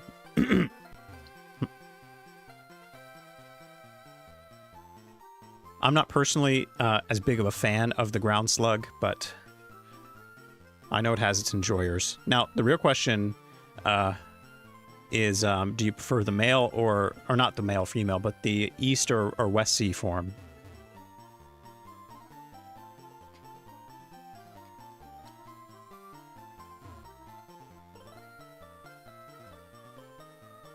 Yeah, Ludicolo is quite the wall.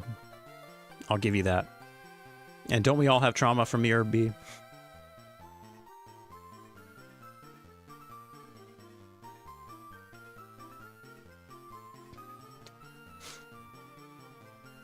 Yeah, Storm Drain, major key.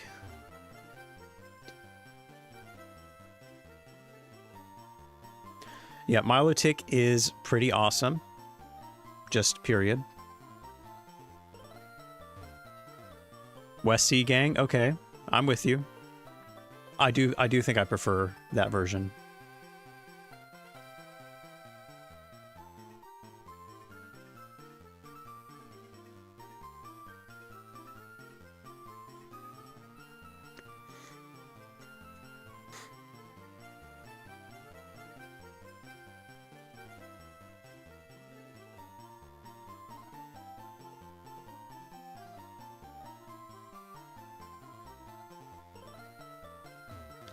By the time I get 3 Eevee eggs, I'll probably have hatched the other ones. Jeez. I actually don't think I got 2 Rhyhorn eggs, did I? So, fingers crossed this next one will be female.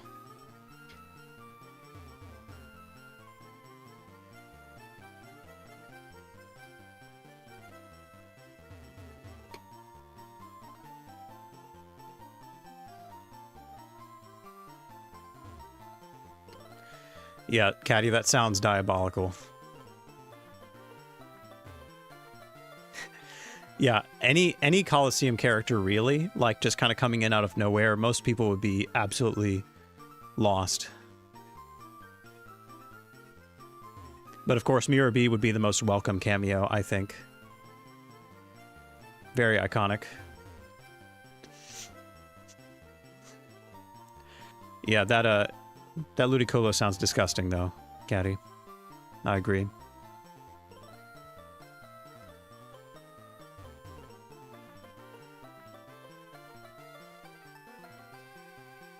Hey, I mean, Marble Scale's not bad on Milotic, but yeah, competitive probably would have been more advantageous with all the Intimidators. Or, is that how it works, competitive? When you lower stat, the other stats, you get a stat buff?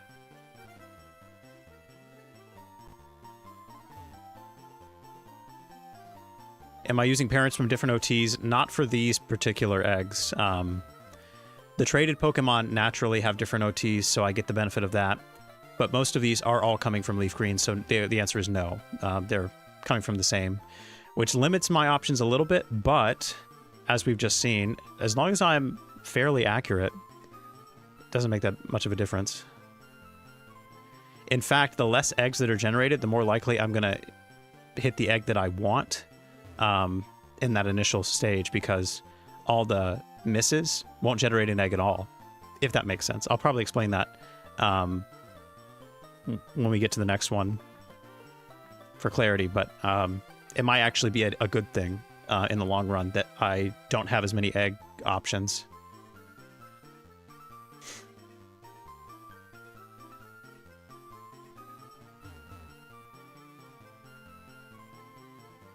Oh yeah, the names are bizarre.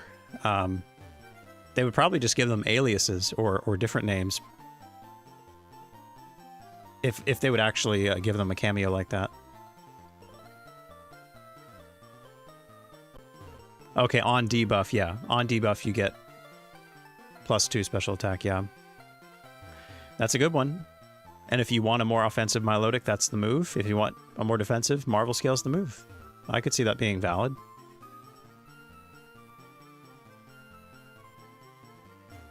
Completely undeserved. Well, I disagree. I think it's completely deserved because all throughout the battle facilities, most of the time you do get worn down because of the Oko moves. And it's not fair that they use them, right? Why should they have all the fun? Of course, you couldn't reliably use Oko moves to get a high streak on its own, but your opponent sure can. With enough repetition, they get you every single time.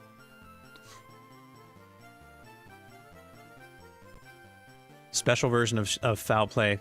Yeah, that sounds, I like the sound of that. It is interesting with IVs kind of being thrown out with champions. All the mechanics behind foul play and confusion damage and all that. It's all kind of been tweaked.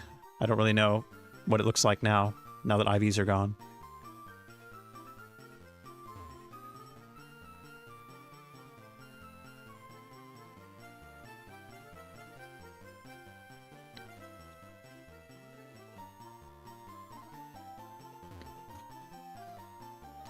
Yeah, never feel bad about landing a fissure in the battle facilities. It is your right. It's your right to land that fissure.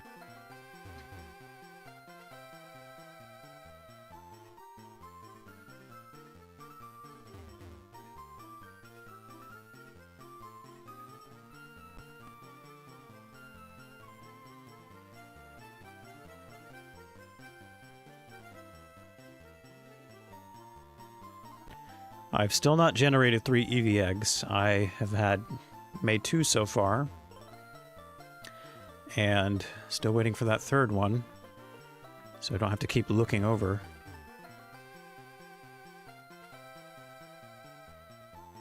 Now, competitive play with real people, you should feel some guilt about landing those fissures. That I'm not going to excuse. There should be some shame.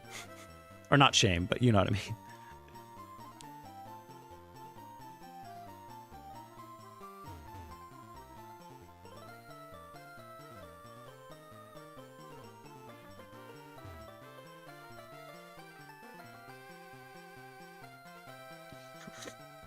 You had to get up what you missed. Well, nothing as of late. You saw the shiny Lickitung, right? If you missed that, you missed that. But yeah, we got Mark. You might have missed that. And I'm on track with this Eevee. I hit my first shiny frame. The question is now, did I hit my second one on this go around?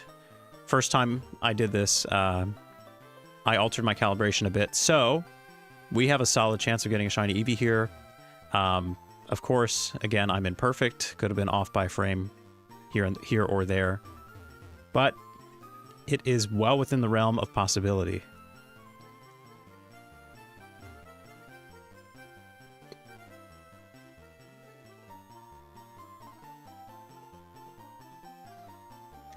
Oh yeah, what you get on online ranked, it's the Wild West out there.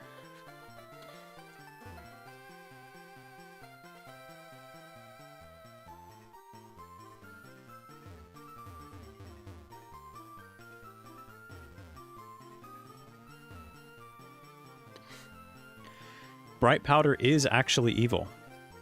Fun fact.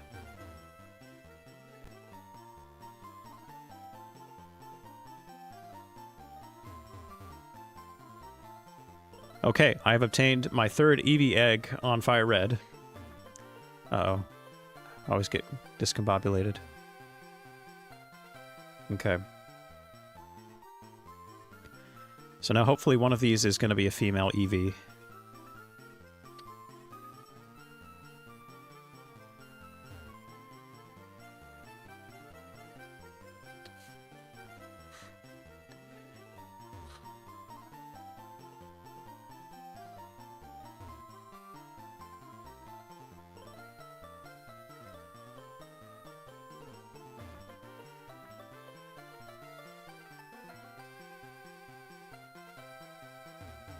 Yeah, it sounds like you just sacrificed a move slot in general, which maybe you didn't even need a 4th move slot. Maybe you're like, hey, this strat works with just the rules I have, but...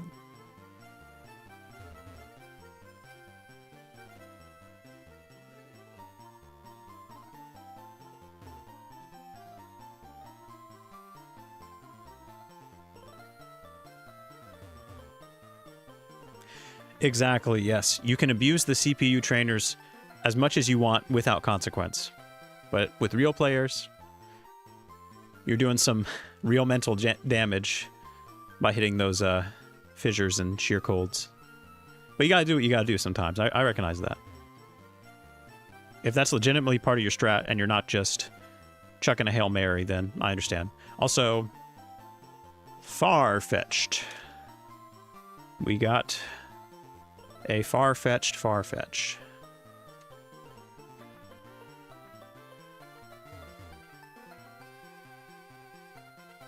So where were we? We were right here. Okay, great. And that means now the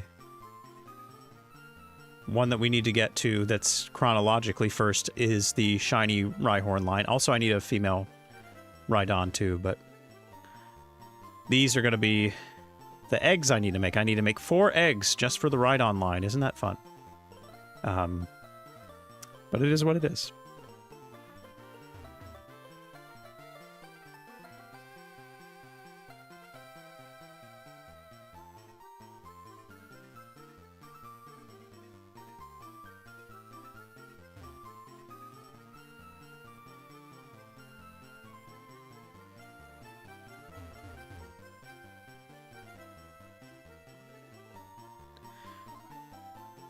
Well, of course you used it out of spite.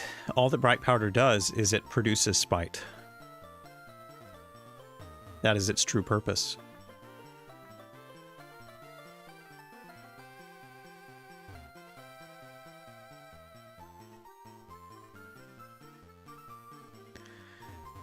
Give in to your hatred.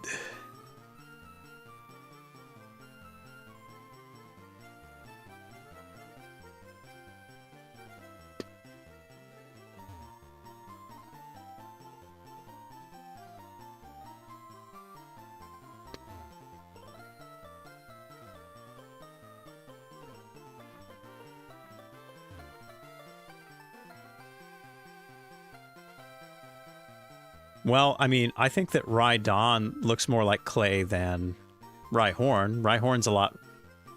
Well, I guess they both look like versions of clay. I've seen reddish clay before, yeah. I'd say real clay is probably in between the two. But I'm sure there's also, like, really red clay out there. Yeah, Rhyperior. Poor Rhyperior. And it's a caution vest. That shiny caution vest. That's not as fun. Have I already done the legendary? You mean the legendaries in Kanto so far? I have, except for Mewtwo. I'm saving Mewtwo for last. Because I wanted it to be a climactic finish in Kanto. Or more climactic. Alright, we got another egg hatching. It is a Rhyhorn. Is this female? Hopefully, because I did not make another Rhyhorn egg. I probably should have. Alright, fingers crossed. Rhyhorn, Rhyhorn. It is female, thank goodness. I got lucky. So now I'm just going to hatch these other Eevee eggs, and hopefully one of them is female.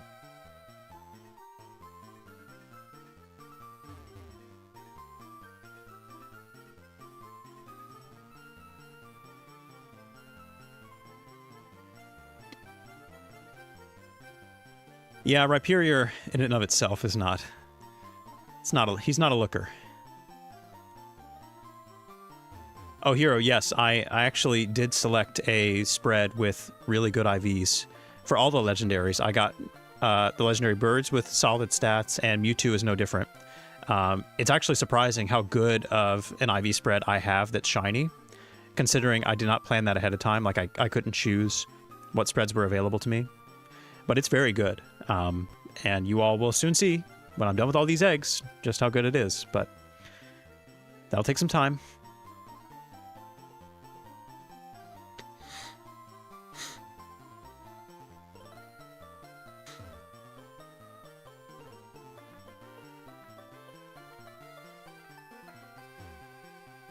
Okay.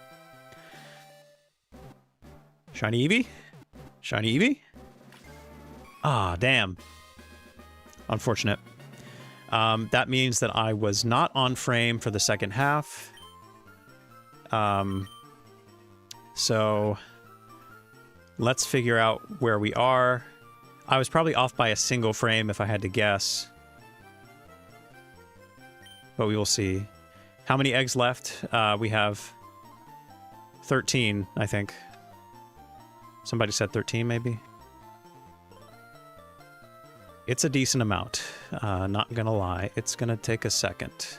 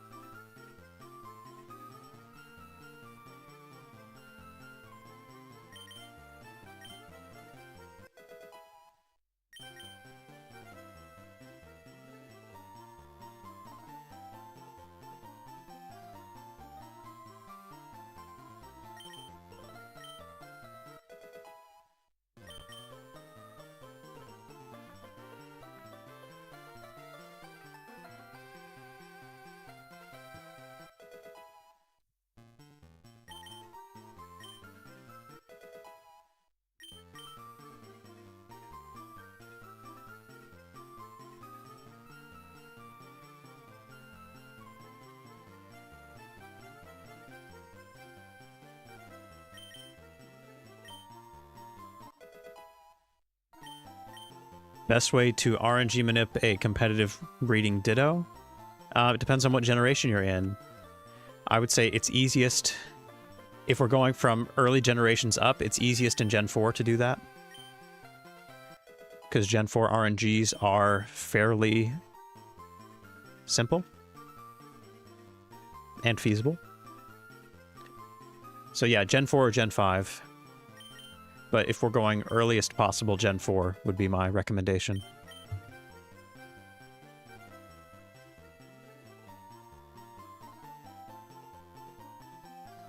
Okay, got my ranges. Hold on, need to change the nature.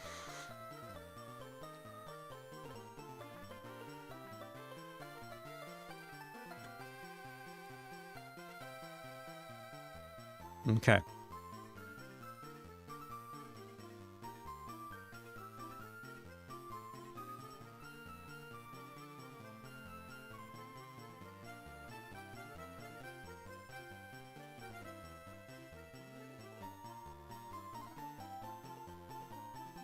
It is female. It is adamant.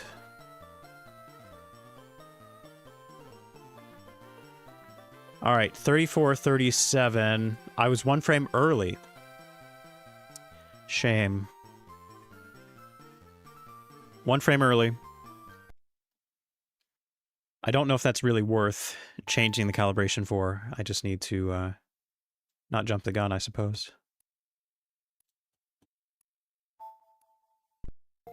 But we keep on. Also, I don't know if I showed the Rhyhorn, but there's the Rhyhorn, female.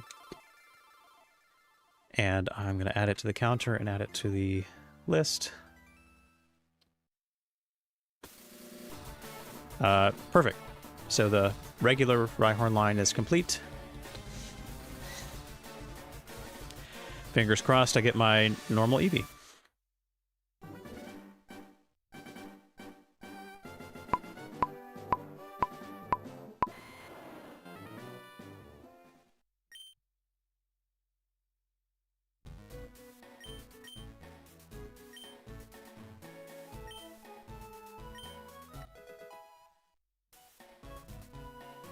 Yeah, sure. I would agree with that, Awkward. Gen 5, probably the best.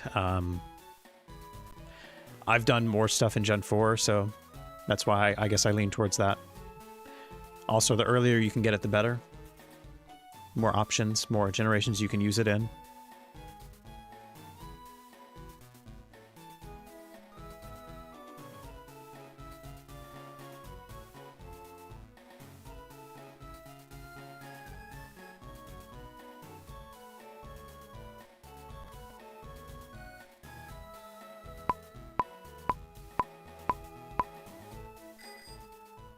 All right. If I was on seed, fingers crossed I was not too early.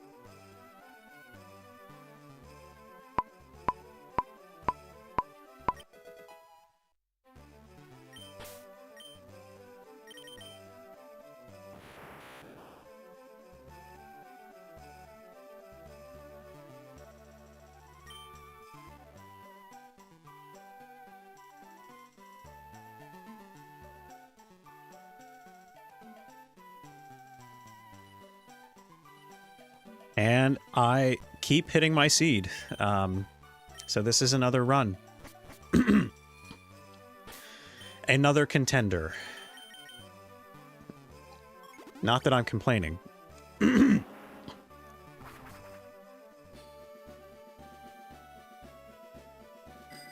Excuse me. My voice is giving out on me.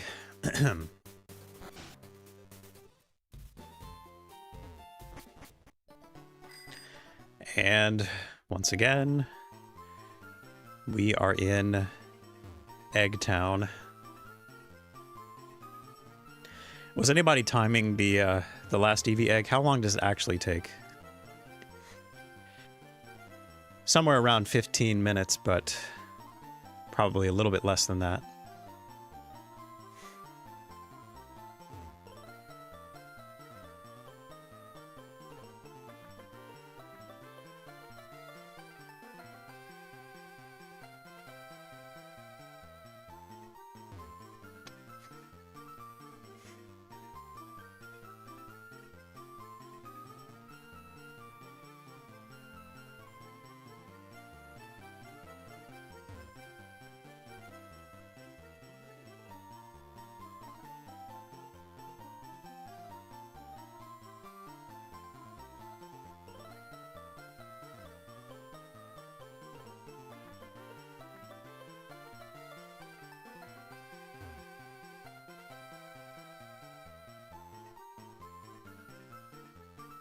About 16, yeah, okay. Isn't this lovely? Aren't we glad we chose to do Eevee next?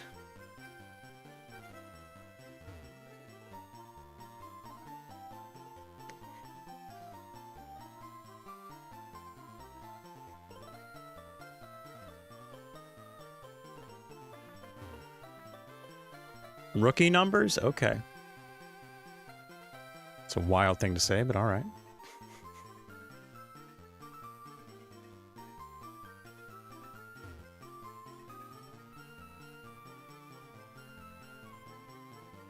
If I'm really locked in, I can probably shave half a minute off at least. Get it down to 15, maybe. Yes, at least it isn't Chansey. It is not Chansey by exactly 5 egg cycles, which apparently translates to, like, a few less minutes.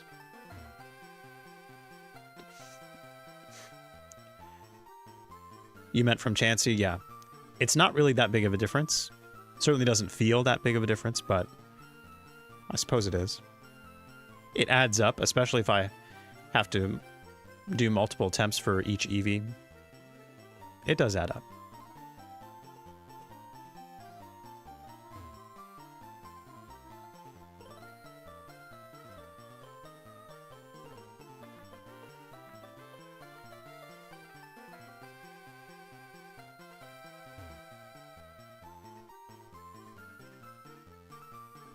I'm currently hatching Eevees on both games right now. Fire Red is hatching the normal Eevees, and this is hatching, hopefully, a shiny one.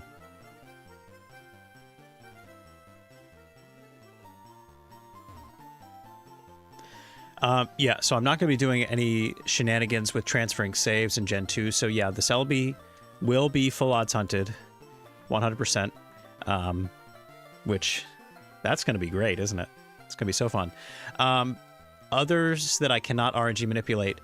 Off the top of my head, I cannot RNG manipulate Dynamax Adventure Pokemon, which would include all 3 Shiny Zygarde forms that I will need, and the Tapus, unless I recreate those events, but I'm probably going to go for the Tapus in Galar. Also in Galar, I will not be able to RNG manipulate Regidrago and Regieleki. I will have to full odds hunt those as well. Not even the Shiny Charm works for them, so it'll be a 1 in 4096 odds hunt for each of those. Let's see. Anything else? The legendaries in Scarlet and Violet are locked, so I won't need to hunt those per se. Those are all the full odds hunts that I'll need to do, I think. Oh yeah, Solgaleo, Lunala, and Necrozma also in Dynamax Adventures, if I don't recreate those events, once again. I do have the Solgaleo and Lunala events, shiny events. I actually got them pretty early on, so that's not from scratch, you know, so that's not like me getting them now. So I don't know exactly what I'm going to do for that, but barring recreating events, yes, I will have to get all those Pokemon in Dynamax Adventures, all of which cannot be manipped.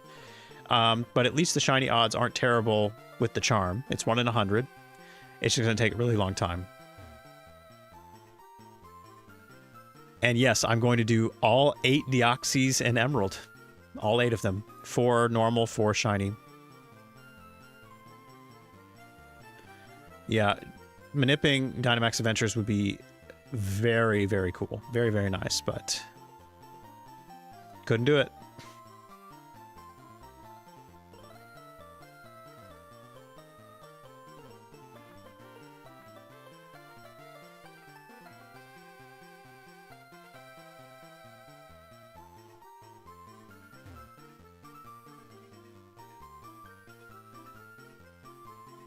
Oh, I'm just now seeing, Mark, that you said up to Gen 7. Sorry. So, up to Gen 7, Celebi is the only one that I will need to full odds hunt. And full odds hunt at 8192 odds, I will say also.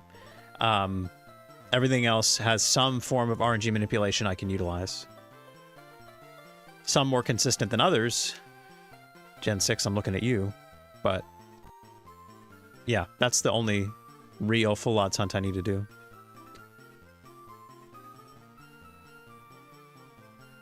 Am I using Hex to reset the flags? No, I'm going to do 8 different playthroughs of Emerald.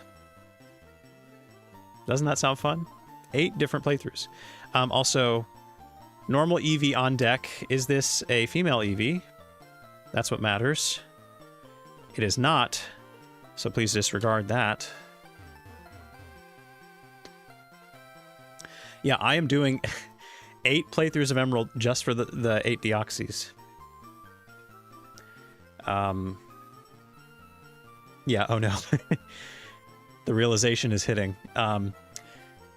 Even with that, though, even with playing through the game 8 different times, it's still going to be faster to get through Hoenn than Kanto, I'm thinking. I genuinely believe that. I still think it's going to be faster. Plus, we'll utilize different things throughout the playthroughs. I'm going to get the starters each time. I'll have plenty of opportunities to do the starter RNG. Or not RNG and Emerald necessarily, but I'll be able to get those that way without breeding. I'll be able to get the other legendaries easy. I'll have plenty of chances for those. The Reggies, Kyogre, Groudon, Rayquaza, all that. Any other static encounters that I might need. Those will be aplenty. I'll have plenty of those because of all the playthroughs.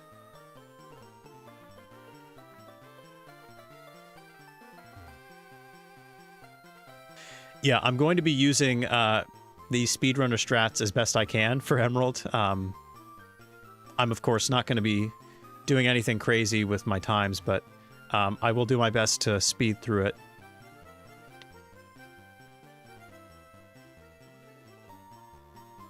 And who knows, I might get decent at that after 8 different playthroughs.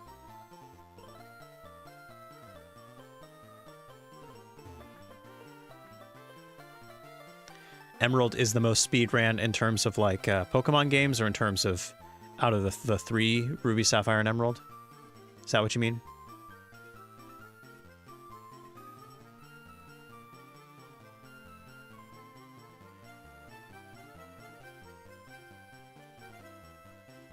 World record, here we come. That would be something. I feel like, you know, I have pretty good timing because of all my RNG practice and stuff. But I don't know if I can really, like, in terms of gameplay, I don't know if I can be super accurate under pressure, you know? Like, very precise movements. I don't know, I just feel like I would kind of fall apart if I was anywhere close to accomplishing something in the speedrunning realm. So I don't think speedrunning is necessarily for me. Usually more of a slower paced kind of person, but I have thought about it, giving it a try. I don't really trust myself to do well, but I do have an in-depth knowledge of these games that would come in handy for something like that. Most speedrun in the franchise. Okay, that makes sense. Emerald is very popular in almost every metric, so it doesn't surprise me.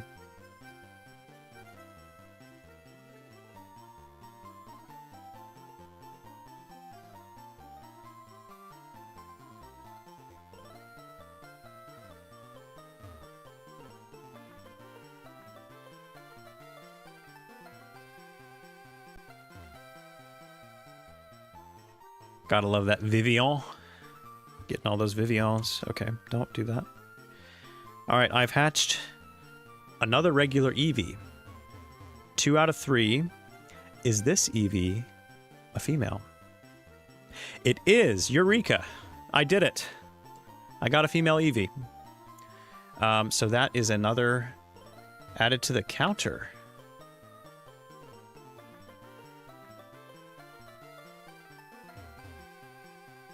Excellent. So now we just need the evolutions, the shiny evolutions, to complete the Eevee line. Very awesome. Very cool. I guess I got pretty lucky there.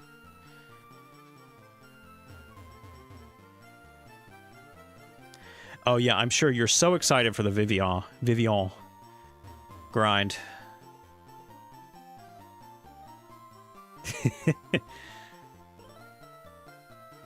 I mean, it is French, is it not?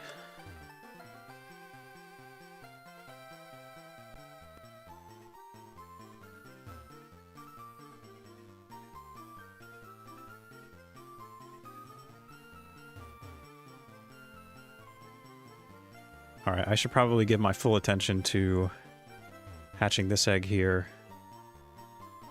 because I definitely don't want to multitask or waste any additional time. I want to get this thing hatched, because who knows, this could be the shiny I'm looking for.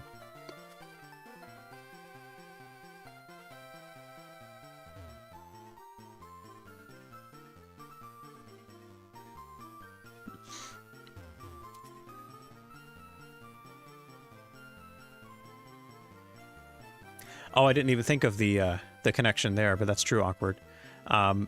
It would be faster to speed run to Celadon, probably, but here's the issue with that, is yes, I may be able to get to Celadon faster, slightly faster, mind you, not really that much faster, but every time I start a new file, I would have to confirm what my secret ID is, which would involve doing a starter RNG, which could entail hitting multiple targets multiple times before I confirm what that is. So actually, in a roundabout way, starting new files would most likely not be faster, because I'd have to confirm the IDs every time.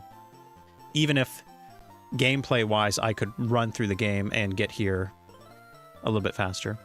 But good thinking. I too have thought a lot about how to avoid this grind, and there's just not really that good of an answer.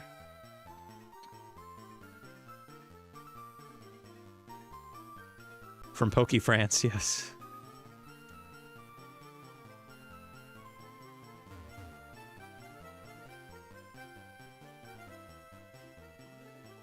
Yeah, and considering I will need Scatterbug and Spupa of each pattern as well, since they're technically different forms, I will also probably doing it that way. I will not need to catch the Vivian in the wild.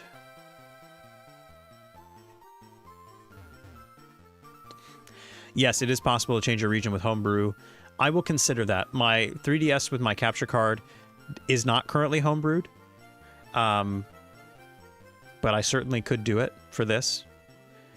Or I do have a homebrewed 2DS that I could do it that way. I just wouldn't be able to capture video for all the Vivians, so, or all the Scatterbug line and everything. So I'll decide when I get there. I'll probably make the decision that is most conducive to capturing it on video, but we will see.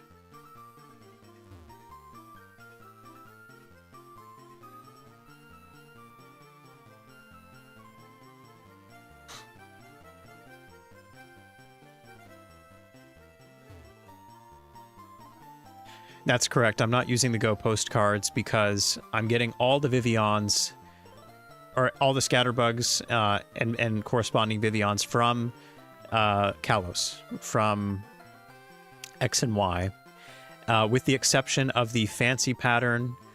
You can only get the fancy pattern Scatterbug and Spupa from Paldea. They were not available prior. And same with the shiny fancy pattern Vivian. That's also exclusive to Paldea. So I will be getting those three. And unless I recreate the fancy pattern distribution for Kalos, I will also get the normal one of those from Paldea too. So again, there's all these considerations, all these hoops I have to jump through, but I hope you're following. I hope that makes sense.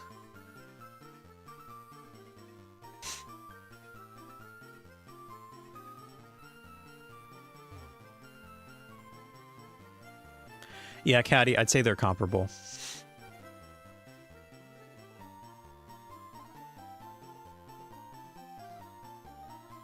All right, we're coming up on the 15, 16 minute mark, right? Let's see it. Show it to me.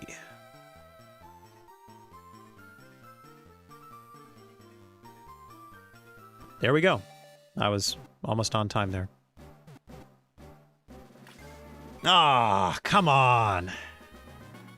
Damn. That sucks. Ah. It's a different one. Okay. Was I late this time? All right, let's see. Let's just see where we're at here.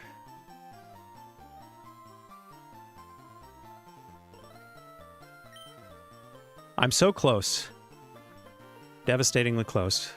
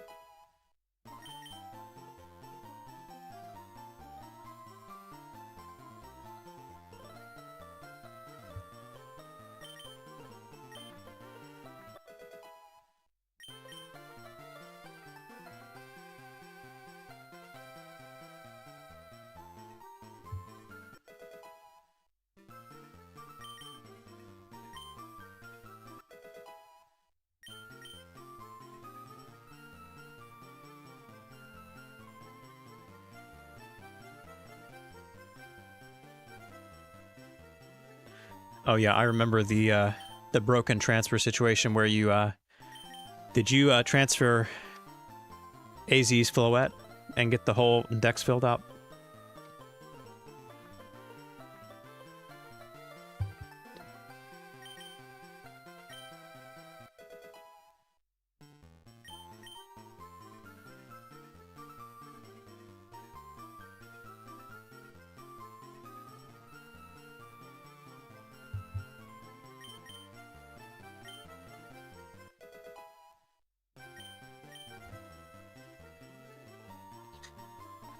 Yeah, that's the only stipulation, is that the events come in Cherish Balls, which I technically want everything in a Pokeball if I can.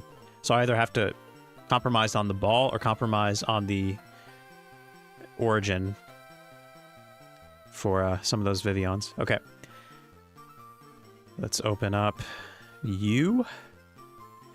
Your...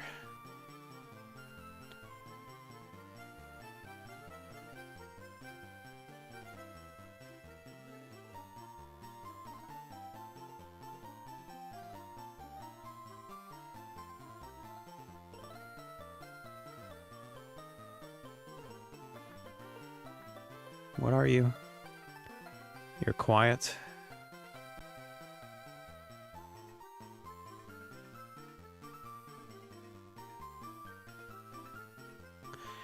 $34.39. I was one late. Damn, really?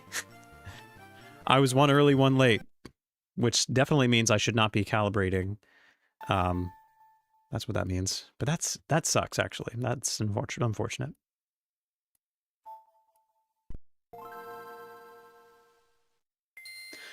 But we carry on, we press on. Nothing else to do.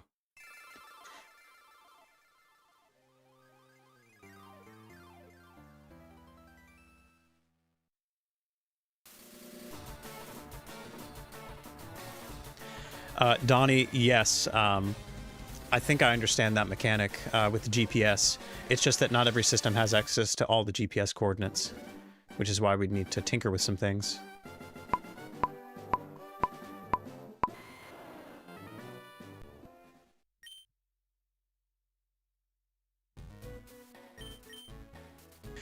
So, Caddy, I'm referring to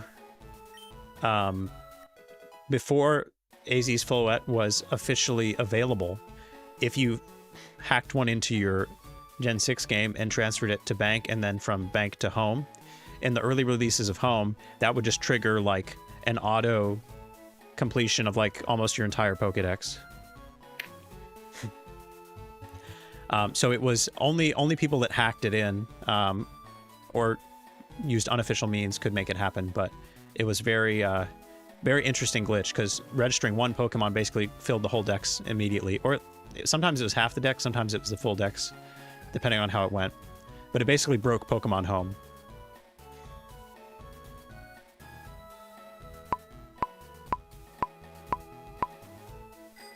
Okay, I hit one early, I hit one late.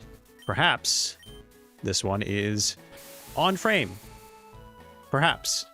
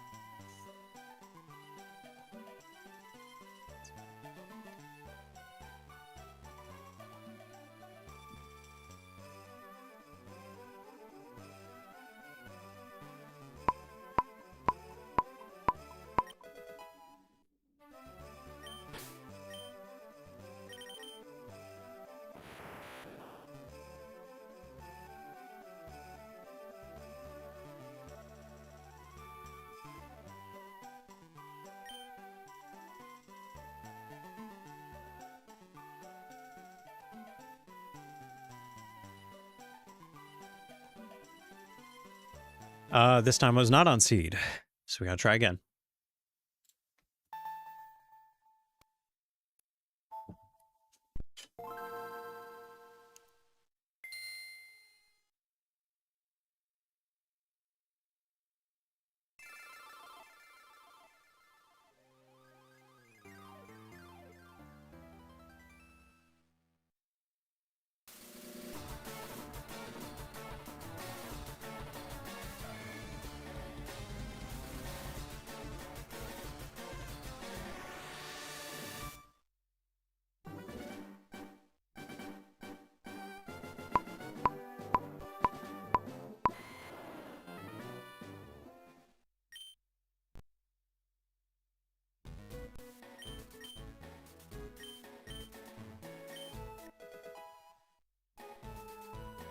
Alright, let's see if I can set up what I need to set up for my game here and get some more eggs made.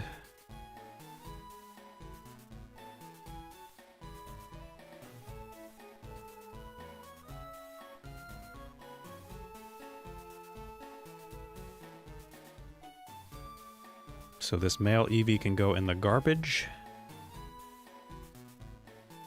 Same with this egg. This Eevee egg that is unhatched. Theoretically could be shiny, funny enough, but not a very high chance, so not really worth hatching.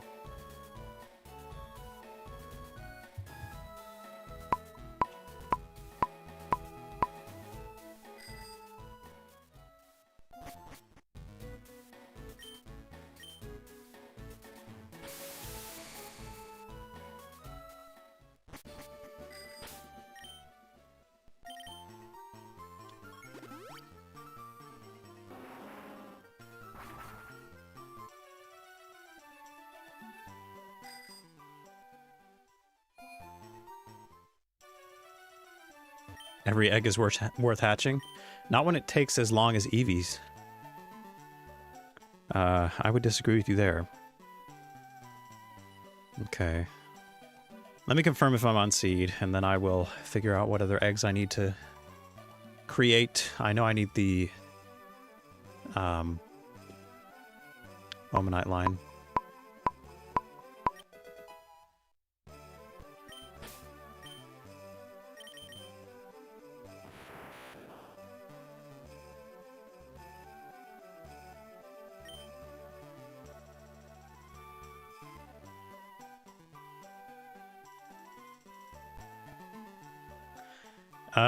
Yeah, I'm on seed.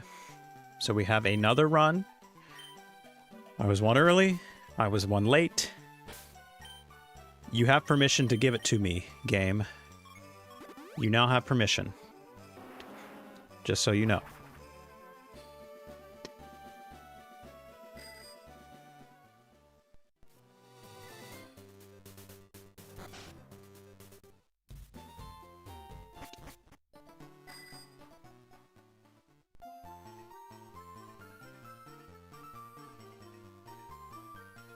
Okay, let me take a look while I'm doing this.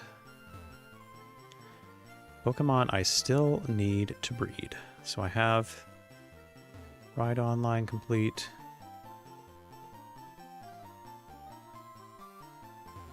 Oh, I need a Pinsir. Pinsir and the Ammonite line are on Leaf Green, so I can't do that just yet. Apparently, I do need one more Kabutops, except do I actually? I thought I already had one of those. Because if I do, I have miscounted. I do already have one of those. So, this is actually checked, meaning I'm actually one ahead more than I thought I was. I missed an egg somewhere. So, yeah. Kabuto, the normal Kabutops line is complete. And that's everything. So really, I just need to breed the Ammonite line and a Pinsir, which I cannot do because they're both on Leaf Green. So, Fire Red can take a break. I don't have to multitask. Which is both a good and bad thing, because I'm not making any additional progress if I'm not hatching shinies here.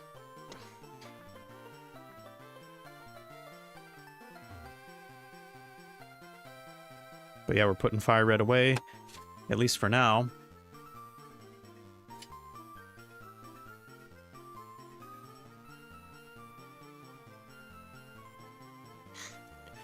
I actually do want to double check that my totals are matching up here.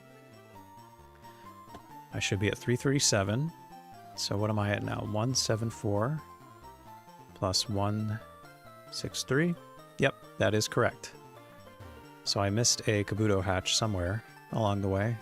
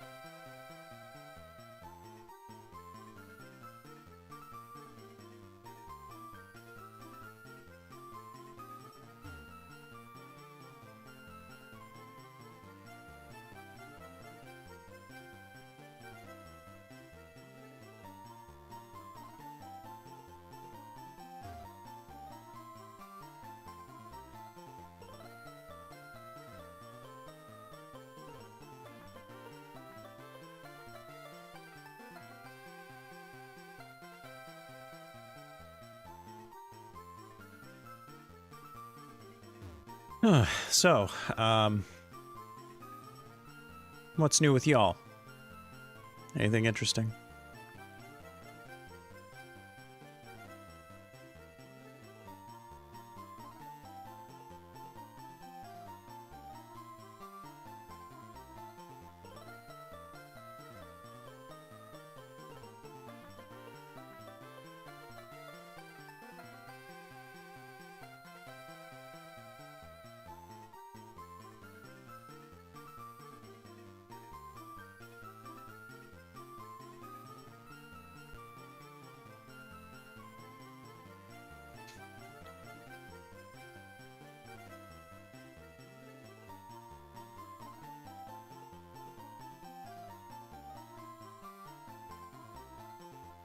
Professor Oak Challenge, nice.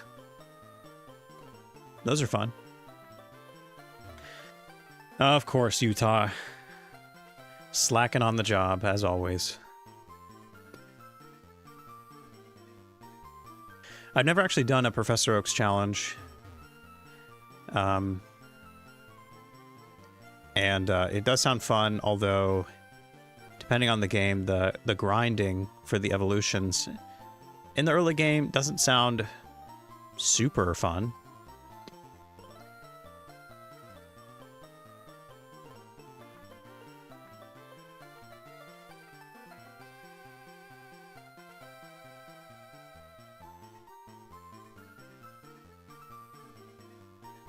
How far in the challenge are you, Caddy? What badge have you made it up to?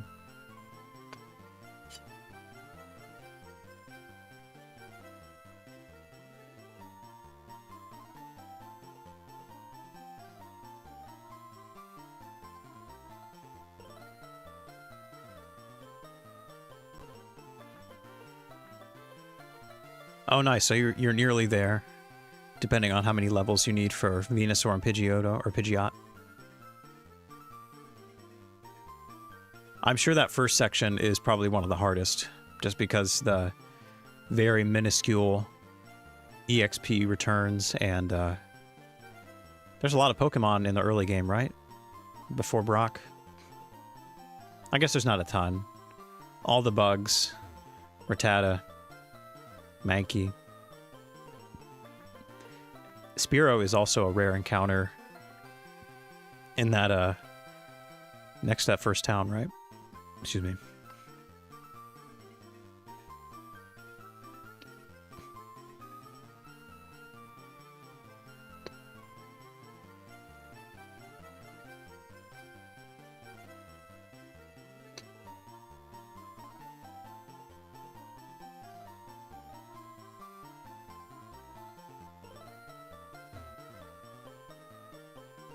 Yeah, I guess even something like in the Hoenn region, there are probably quite a few more evolutionary lines to complete before the gym, that's true.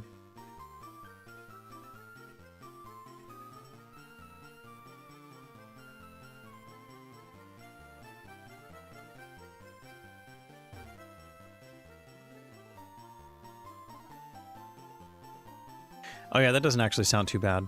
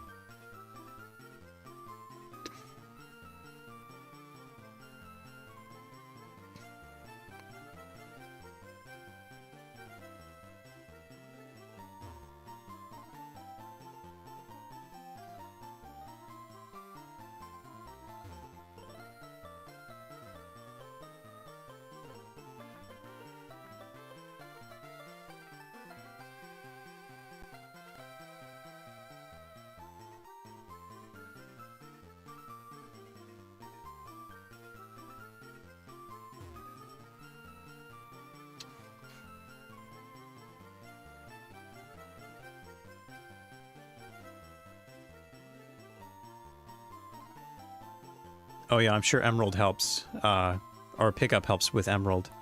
I have a vague memory, this was several years ago, but I was really wanting to complete the Emerald regional decks so I could get the Johto starter, and I remember there was a lot of grinding for those evolutions at the end, for a bunch of random Pokemon, just because you can't get their evolved forms elsewhere. So it wasn't even for like a Professor Oak challenge, it was just getting the Pokemon at all required you to catch a low level first stage and then just pump them full of rare candies or grind in the Victory Road, which is what I did mostly.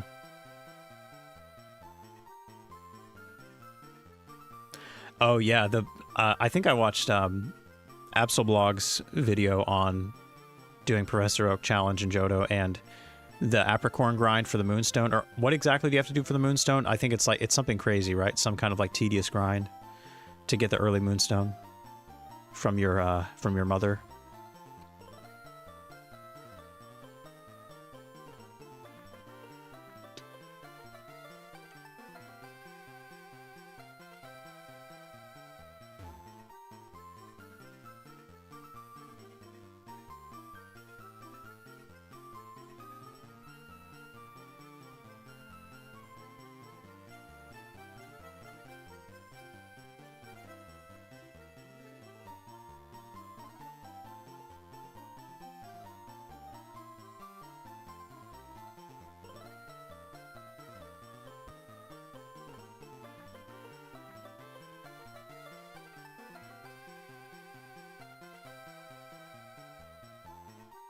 Oh, I see. That's right. The picking berries and apricorns is to build up money because you have no other way of getting income prior to that.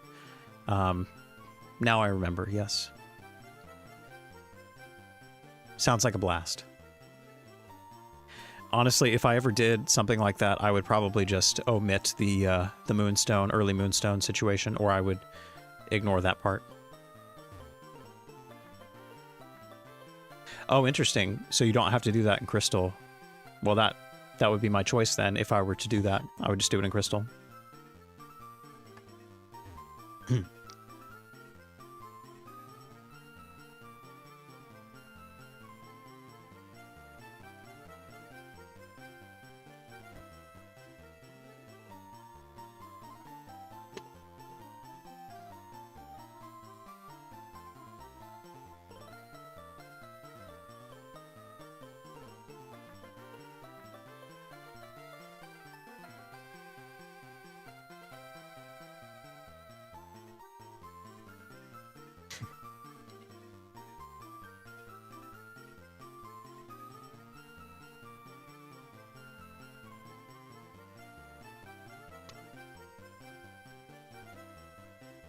We should be close-ish, right, to the hatch?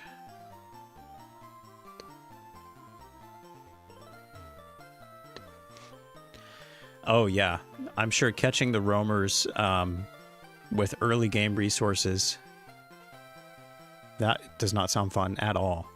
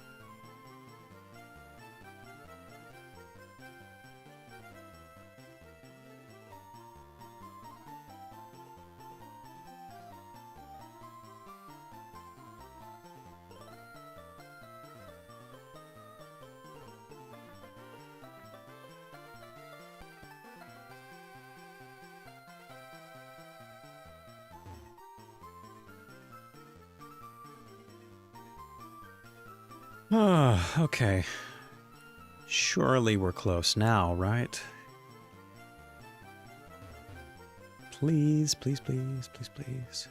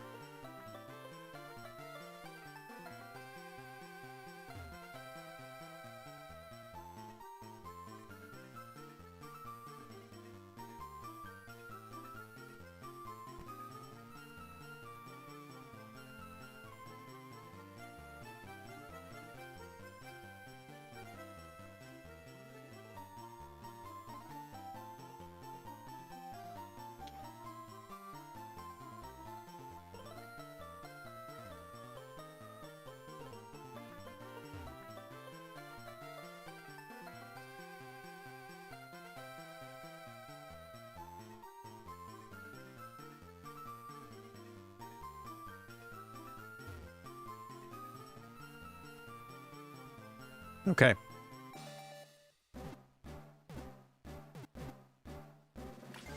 Yes! Yes! Oh, thank God. I was worried about that one. Oh, good, good, good. We got it. We got a shiny Eevee. Whew. So, all in all, that was technically that was 4 hatches. 3 unsuccessful, 1 successful.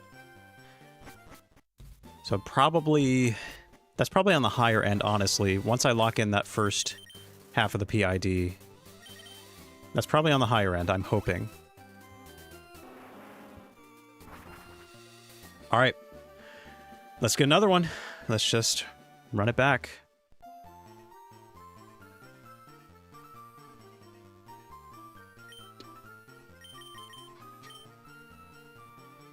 Now do it 2 more times. I will do it 2 more times, actually, and I think I will be just fine.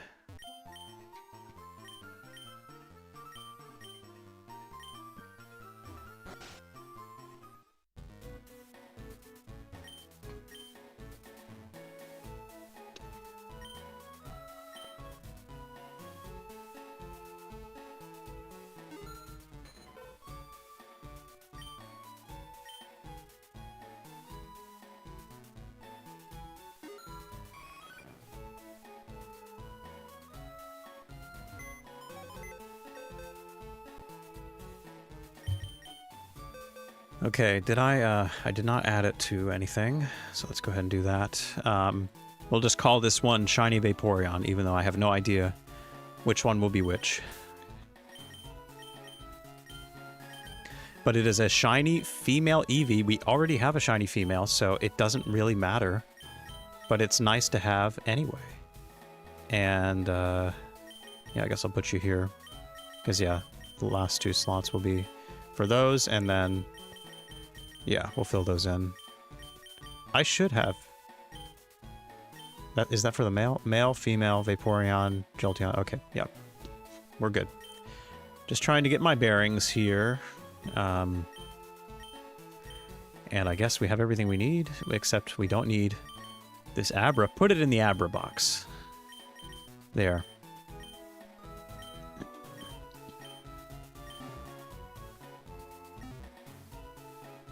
Alright. Run it back. I'll go ahead and get an egg set up, and then we'll figure out what our next target is. I think that my calibration should still hold pretty well. So let's see.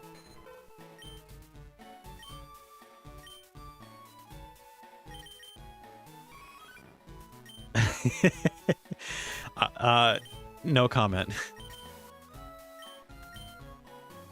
We can make it a different one, okay? It's not a Vaporeon. It's a Jolteon. It's a Jolteon. It's not a Vaporeon. Oh God, what have I done? No, I'm not taking accountability.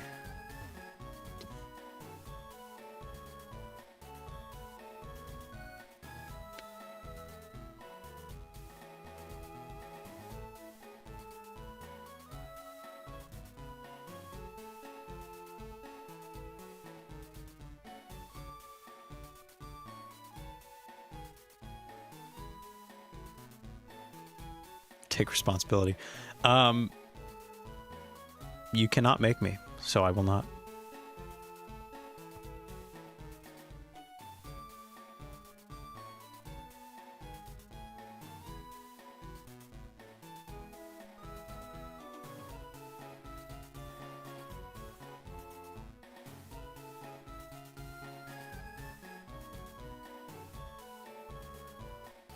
One, 2, 3, 4.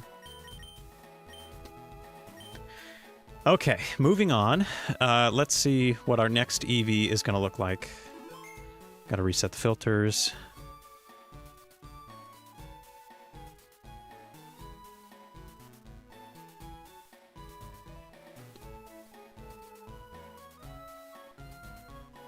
Okay. So we last hit 1207. You know what? We could go for the next frame after that. Theoretically. Since we know that that calibration is dialed in. But that doesn't really give me a good grace period there. So we should probably go for these. Should probably go for 46. Yeah. Which is also a female, by the way. I honestly might go for it because that makes it easier to figure out which one I hit. So we will try for that. Oh, this one's... Well, that one's not by anything. Yeah. So this is my next target then. 1246. And let me just plug in the calibration once again. I need to save that. Oh, shoot. I just lost it. Oh, well. Who cares? I guess it didn't matter. Didn't matter at all. Okay.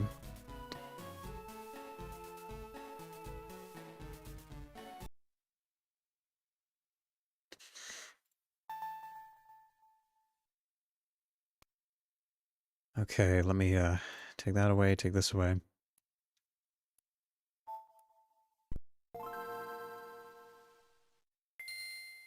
Now this one, I really want to hit my seed. I really want to just be on target from the get-go, because I have to remake the egg every time, if not. So let me just be extra focused here.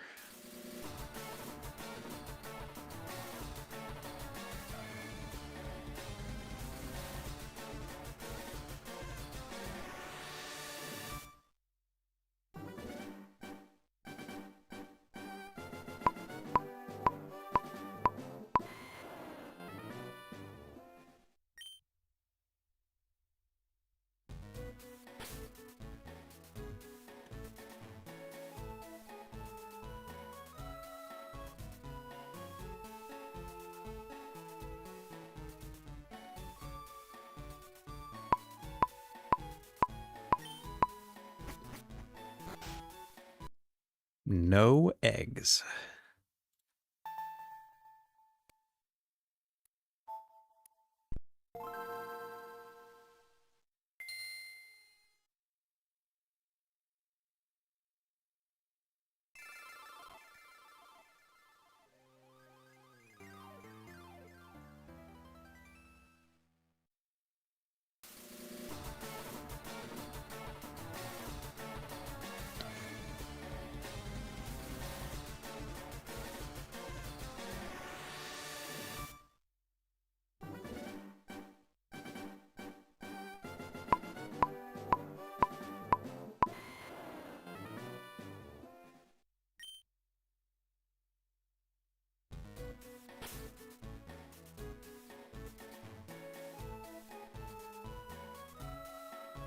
That's correct, Pretend Passing. It is a Johto song, and it slaps.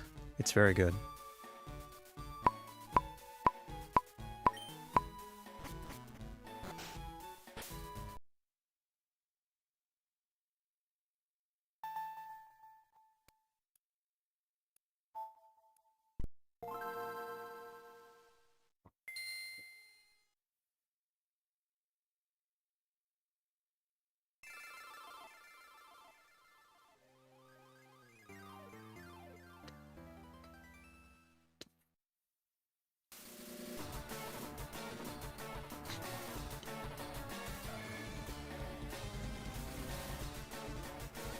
Yeah, there's plenty from the Sevi Islands, and then I'm pretty sure Ho-Oh and Lugia encounters have that battle music too.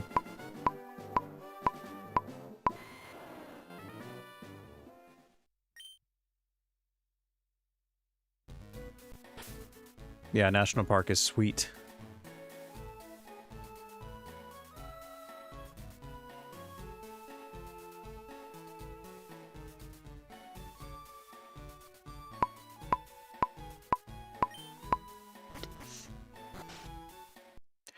Damn, no eggs.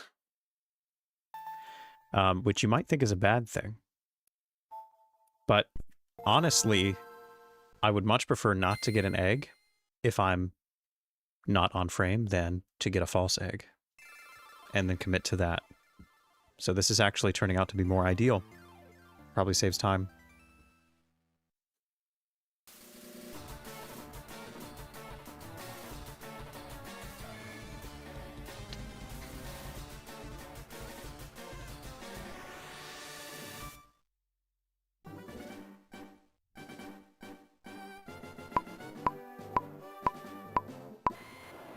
I'm struggling to remember OO's theme in Heart Gold Soul Silver. It's not coming to mind.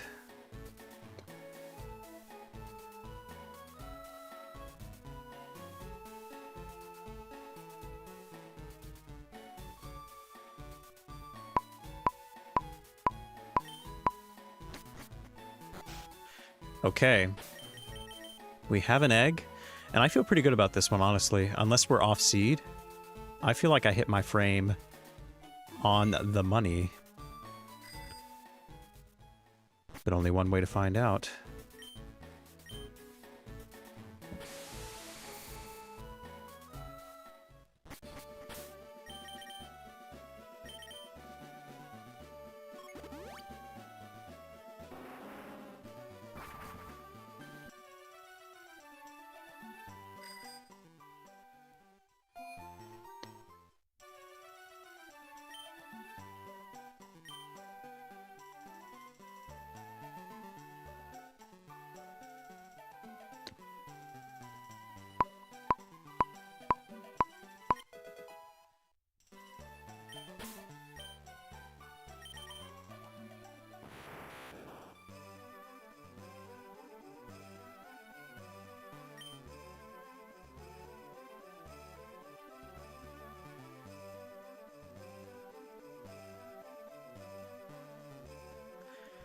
I was on seed.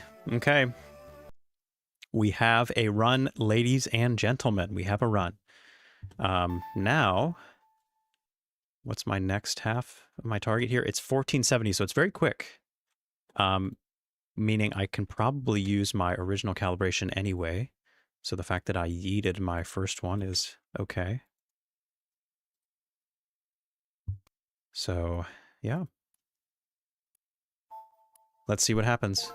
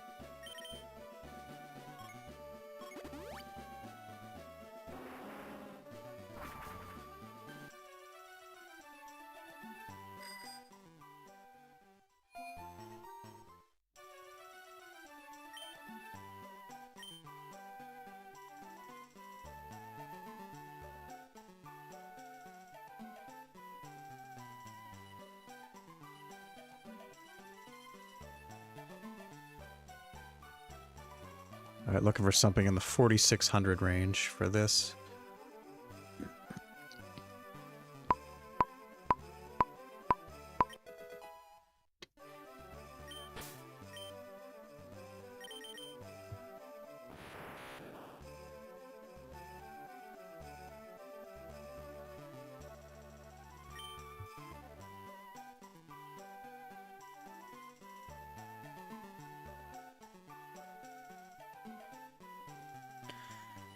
$47, okay. Yeah, I think this is a run.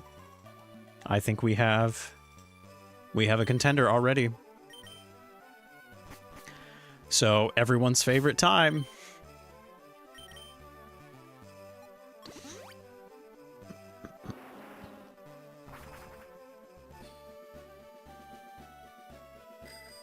Azalea and Blackthorn. I don't remember them well enough to know specifically which one they're from. But I believe you, Awkward. Or I'll take your word for it.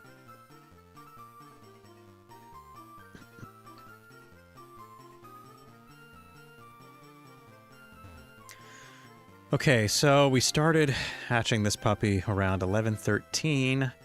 16 minutes from that.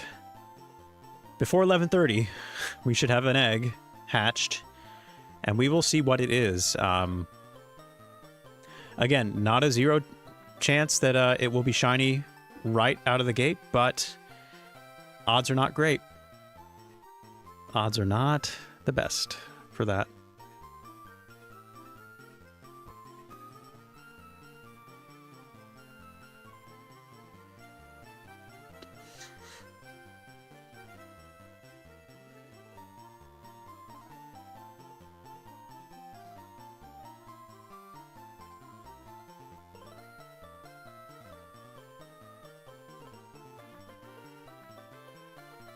Oh, okay. So you went and confirmed which track was which.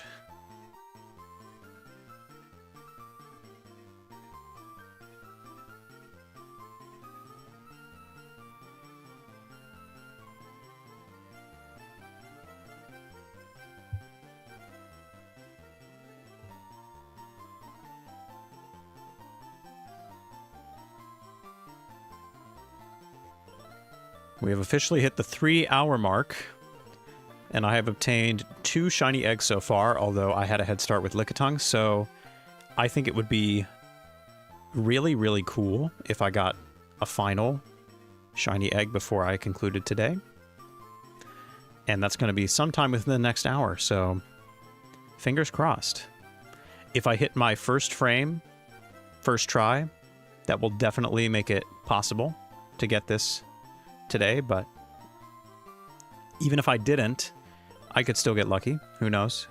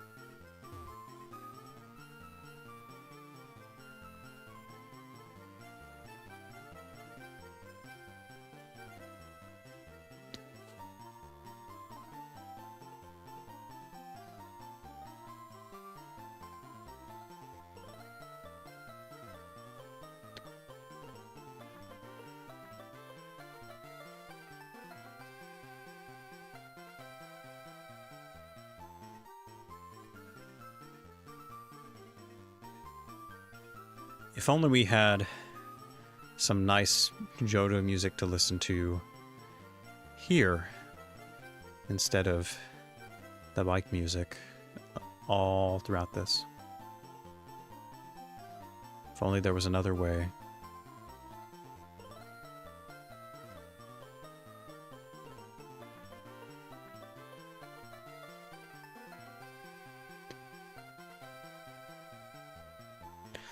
My spreadsheet is kind of self-made. I did basically, it was something else before I co-opted it.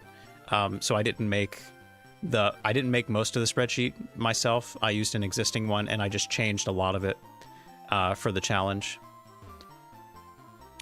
I cannot remember where I got it originally. I've had it for a long time. But you are welcome to make a copy of mine, my version, and do what you will with it. Yes, I could play other music. I don't really have anything set up to do that right now.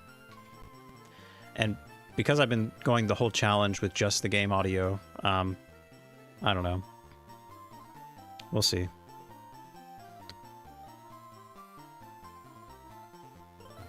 Let me just... Uh-oh. Nope. Can't do that.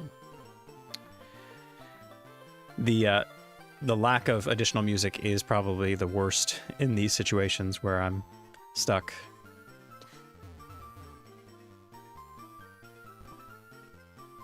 Yeah, feel free. Use my sheet for whatever. All right, after...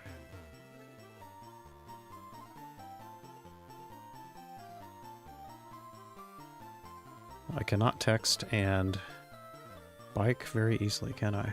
After lunch.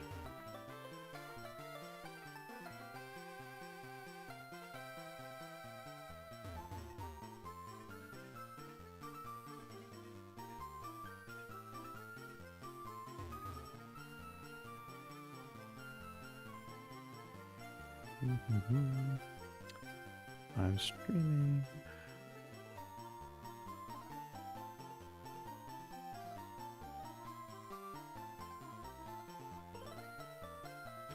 Okay.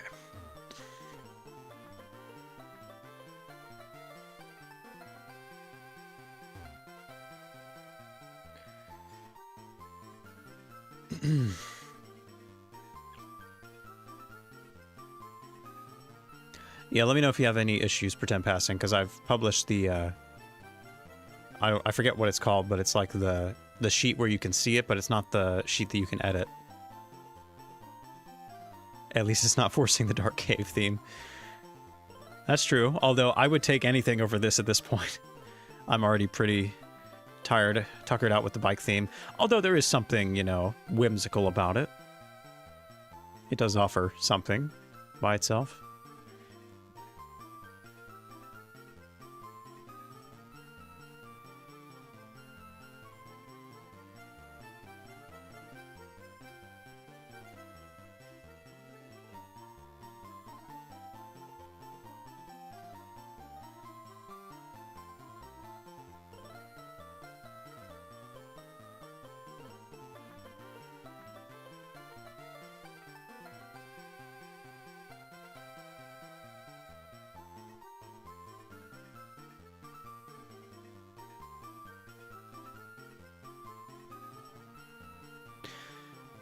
Yeah, it is a little bit more on the repetitive side.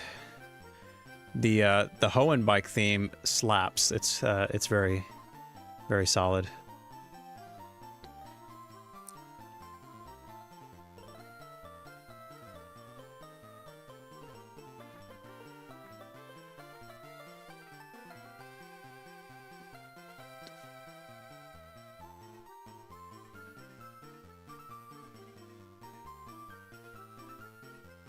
Yeah, they're both pretty comparable.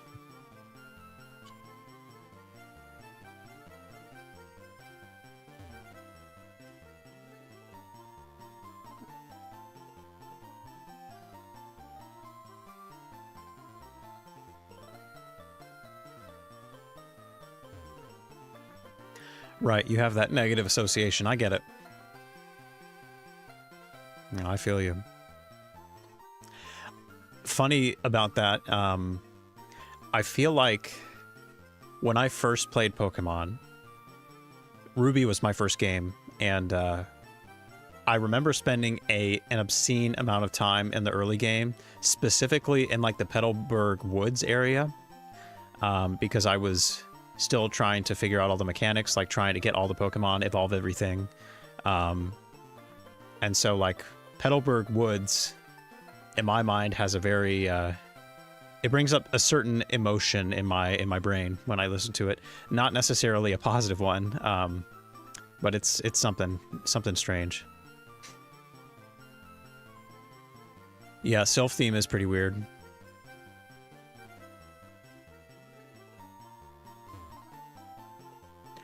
I mean, it is a little grating, you know, a little aggressive.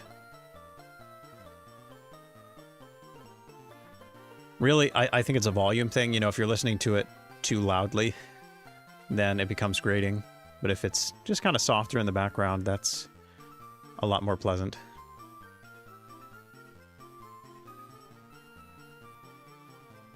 Gold and Silver starting out. Yeah, those are solid games to enter the series in.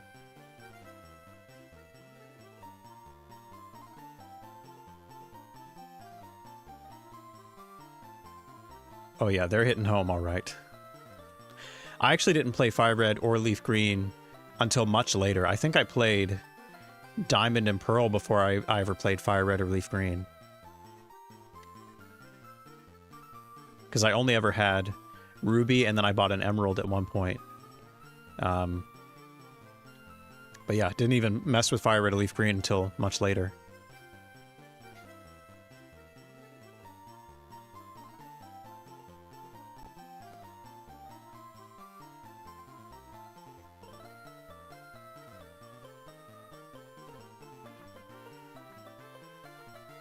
Silver got you through Katrina. That's a powerful game if it can do that. Yeah, my condolences to you and your family having to go through Katrina. That must have been tough.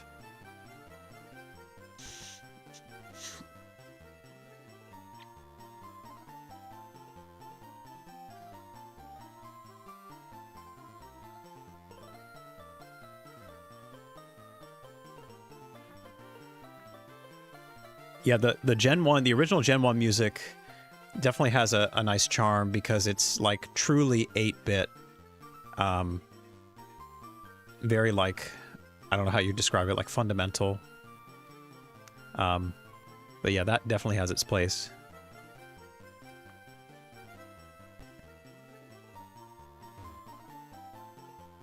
No power for a month, yeah. Yeah, that's really terrible. I remember when I was in middle school, we had a really severe ice storm, and that knocked out our power for only like maybe 4 or 5 days, but that felt like a huge deal. So not having power for a month is crazy. That's really hard to think about. Sure, yeah, you all get plenty of hurricanes. But Katrina was a particularly bad one, right? Especially for the New Orleans area, or around those parts. Yeah, I've heard a lot about the TCG game for the Game Boy. Never played it. I don't even know if I've heard that music. But yeah, a lot of people give it love.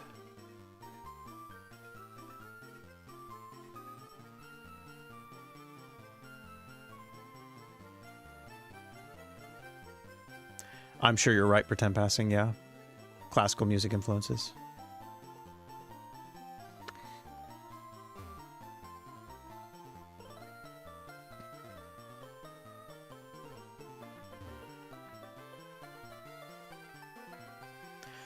Yeah, if we're thinking about the same ice storm, it was really intense. I remember actually, because I was off school for quite a bit of time, and it snowed a lot, and then everything froze over, so like it was just like a solid sheet of ice. And I remember sledding down like this really big hill by my house on the ice, and it was like I was reaching Mach speeds. Okay, I was going so fast, and it was great. It was really fun, except when I got to the bottom of the hill, there wasn't really a soft landing because it was all still ice. So that hurt, but I'll never forget the speed I was getting on those things. Man, that was a lot of fun.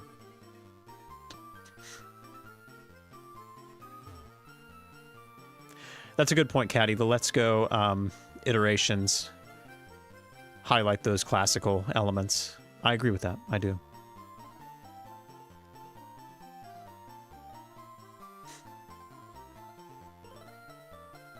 Are we all a little strange?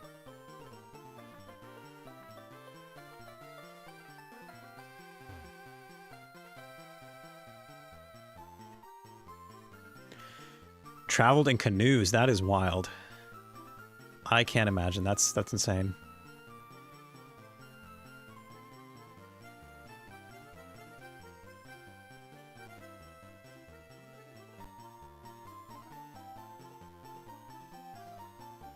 Yeah, the Sinnoh connection makes it up for you, Utah. I'm a BDSP hater. I will say it. Not a fan. If I could avoid playing them for this challenge at all, I would, but it's the only way to get shiny Arceus, so. But I only have to play through it once at least. All right. Did I get a first try shiny? Odds are probably no, but yeah. Yeah. No surprise there. It is a female, so I probably hit my shiny initial frame, which is very good still. I'm still doing very well today, all things considered. But let's see what's happening here.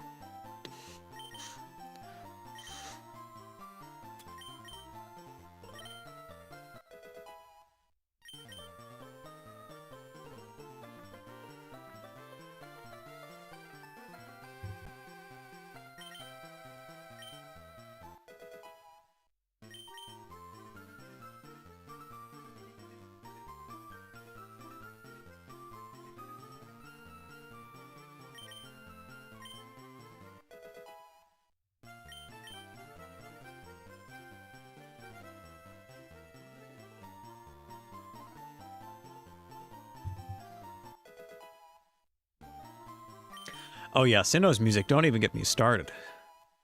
Sinnoh's got too many bops. The first song that plays when you get to the resort area, or the post-game island, whatever it's called, that is, I get a goosebumps every time I hear that.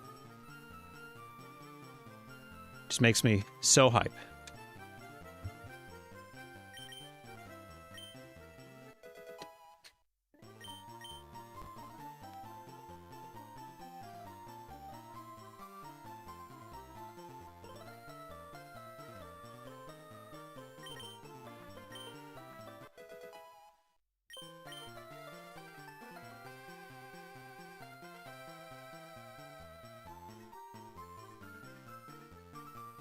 Okay, and what nature are you?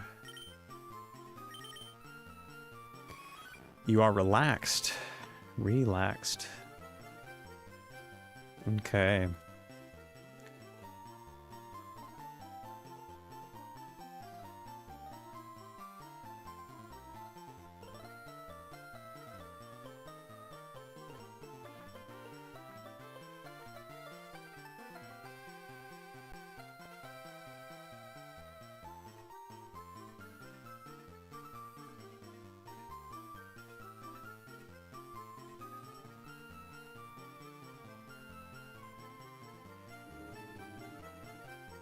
It's a female.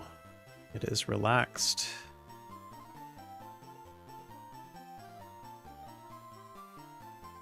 Okay, no results. That's not good. What did I do? What did I do? 15, 17, 30, 31, 15, 16, 23, 24, 16, 19, 0, 1. Huh. What did I do?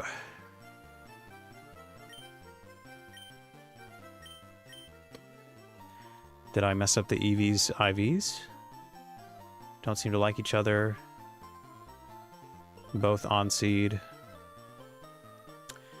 Very strange. Okay, let's make the gender... Yeah, that's not it. Did I type something in incorrectly? Let me just go ahead and confirm the parents' IVs as I have them in here. Okay, so Eevee should be 22, 16, 7, 22, 16, 7, 21, 25, 0. 21, 25, 0. Okay. And the Ditto should be 10, 31, 8, 10, 31, 8, 24, 21, 26, 24, 21, 6. Yeah. Okay, what is going on? This is not good. I should have some kind of result here. Alternatively, I could pick out which ones are likely from Ditto and then make the rest 31. So let me see. Nope. Okay, so I'm gonna say this is 31. Here, I'm just on the fly here. I'm just gonna. I feel like I know how to make this work. All right, 0 to 31, 31. That's not passed on. This is 24. We're gonna say that because that's passed on from Ditto. 21, 6, okay. So everything that's not from the Ditto, I'm going to put 0 to 31.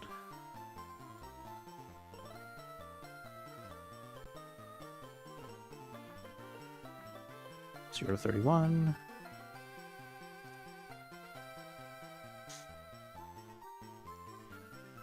Okay. Now, this gives me a lot of options, but I think it's fine. So what was my target? What was it, 1247?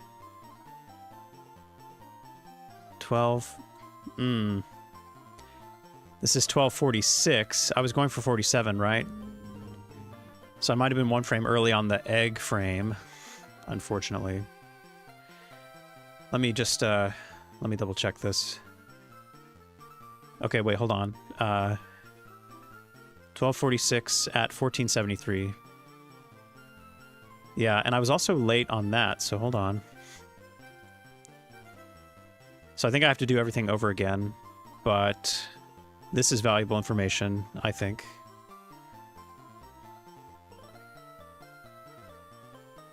That's going to be my new calibration for that second one.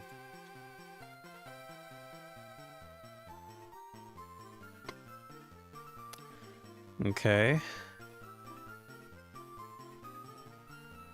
Yeah, I think I was just one earlier than I wanted to be.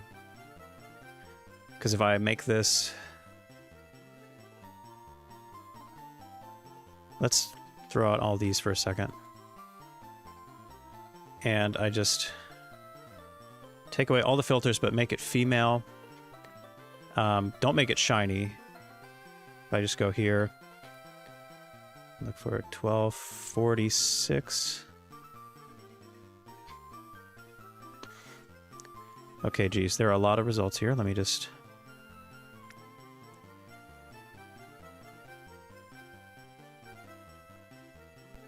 All right, we get it. There's a lot of 1246 results. Get me to 1247. What is it, 1,000 plus? My range should be... There we go, okay. Wait. 1246, 1263.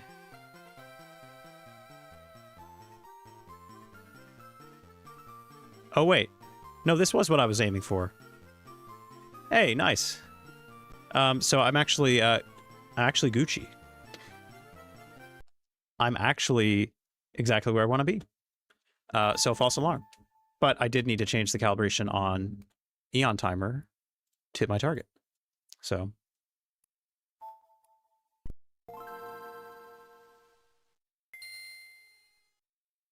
actually we're in a good spot again. Whether I will hit this before I end today is probably going to be dependent on if I hit it this next try. And I was 1 frame off, or I was 3 frames off, and I've calibrated now, so we should be in good shape now.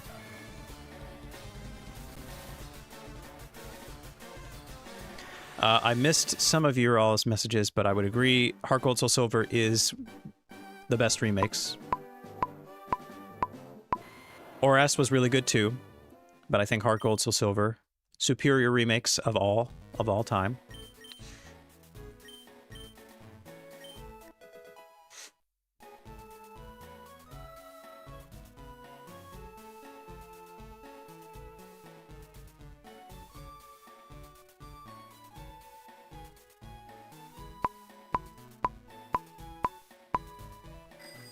Okay. If I was on seed, I feel good about this one. Yeah, getting a legit cartridge of any Pokemon game these days is gonna break your bank, unfortunately. You will need to pay significantly.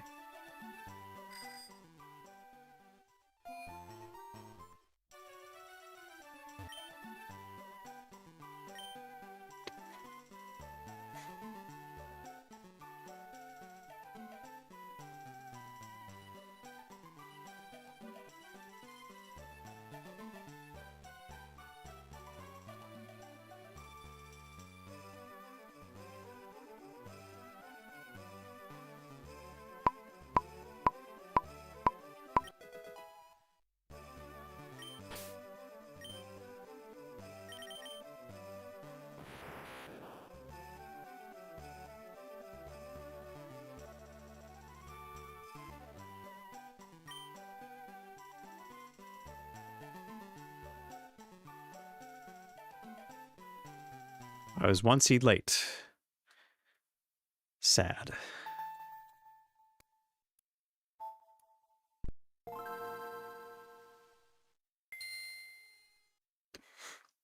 Gen 6 Plus is still cheap. I have found that to be true, yeah. I bought a used copy of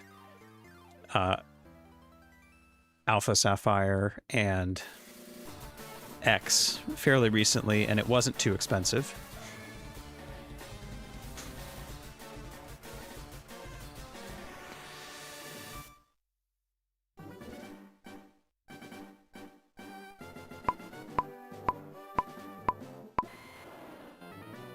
$35 for Diamond is fairly cheap for nowadays.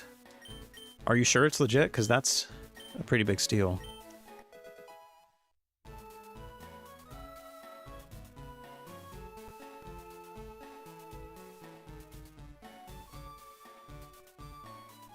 Yeah, that's wild awkward.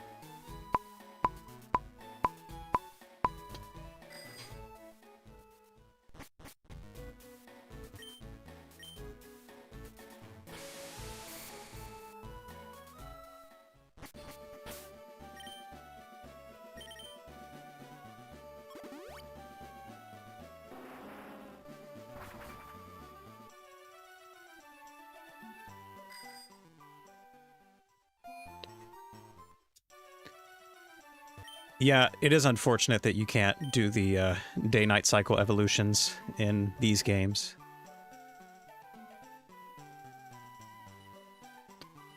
They were pretty smart to make the Glaceon and Leafeon evolutions stone evolutions. I don't remember exactly when they did that, but that was a good call.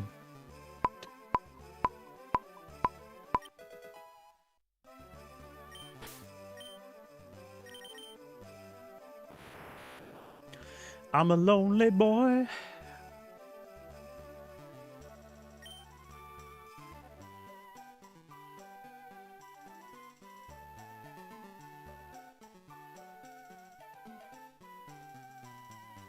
Okay. I am on seed. So, why don't you just give it to me, game? Can you do that? Can you just give it to me? Please, pretty please.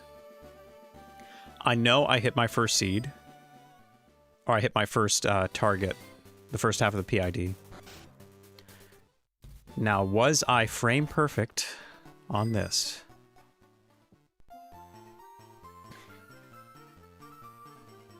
I think with as much trouble as I went through with the first Eevee, I deserve a quick one here, right? After calibration, first try.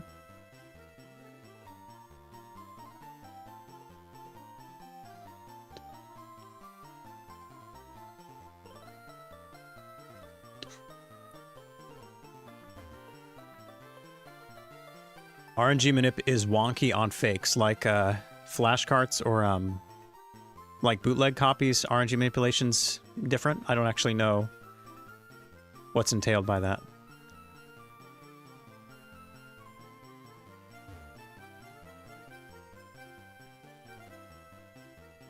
You're surprised no Eevee gift in Emerald? Yeah, I mean, they really limited the Kanto selection in Emerald, other than what was already in the regional decks. And even with, so like from Ruby, Sapphire to Emerald, they don't like expand the regional decks very much, right? Like in terms of like new Pokemon, I think it's mostly the same things that are available as previously. It's just slight changes to the version exclusives, and there's the Johto Pokemon in the Safari Zone in the post game.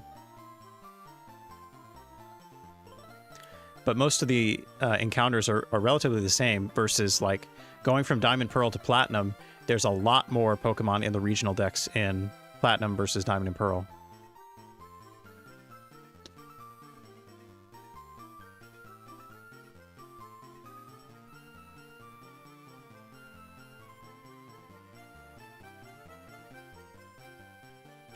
Yeah, I think that, well, because in Yellow, there was Pikachu and there was Eevee, right?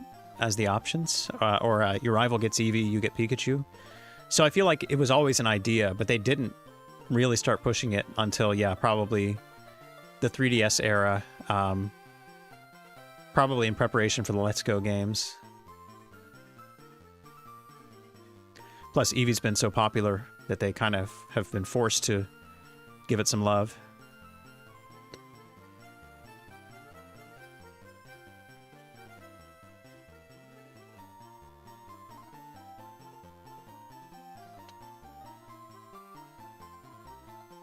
Very nice, Utah. Got to get your Pokemon from a distant land. Got to stock up on those.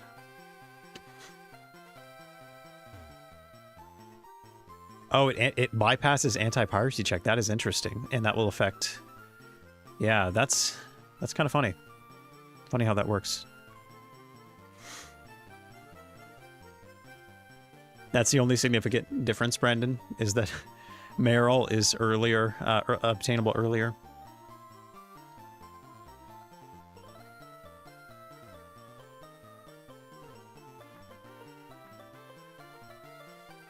I mean, when they first came out, Coliseum and XD were, well, Coliseum specifically, was the primary way to get a lot of Johto Pokemon.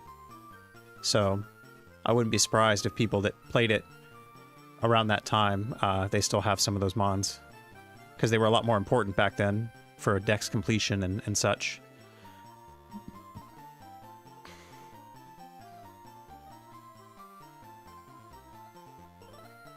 Yeah. I mean, the luxury ball is technically a more superior ball, but I feel you. I know, it's really not feasible. In Colo, you can get anything in any ball because of the glitch. But XD, that would be a really tall order. Unless you just, like, avoided catching everything until the post-game. It'd be really hard to get everything in your ball of choice.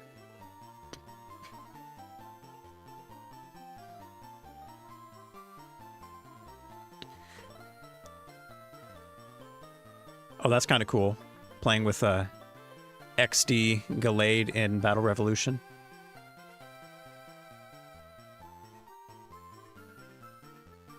Yeah, I would say so. Johto is the reason Coliseum exists, and hey, I'll take it. Shadow Pokemon are kind of interesting, even if they don't really change the gameplay in a super meaningful way.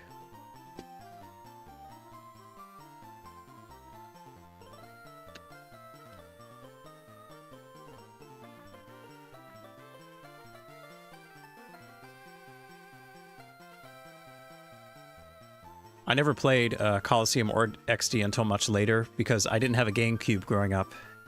So all of those titles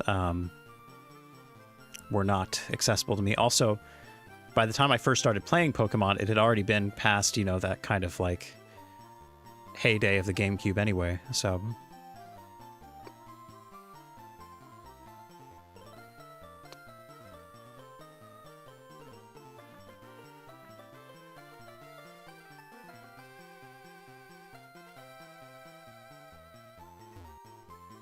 Oh, yeah, you're a Pokemon Ami enjoyer. That's cool. I haven't honestly messed with it too much. I did have to use it for my 2 Ribbon Masters that I did, but didn't mess with it a lot after that.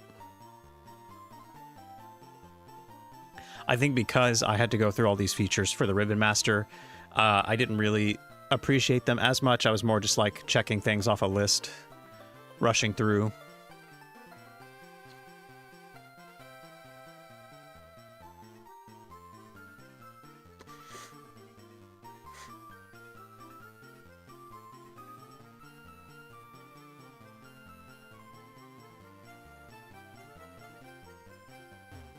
Yeah, as long as you get a Pokemon, if it's a legal Pokemon and you can get it onto an actual cartridge and migrate it up the right way, it will have no issue transferring.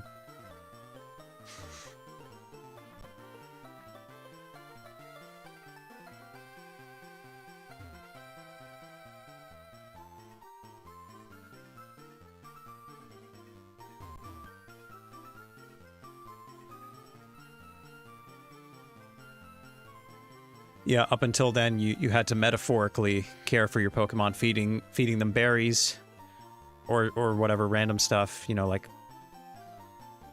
I guess the makeovers in Heart Gold, Soul Silver would be the closest thing you could do, right, to giving your Mons some tender, loving care. That would be the most analogous in my mind.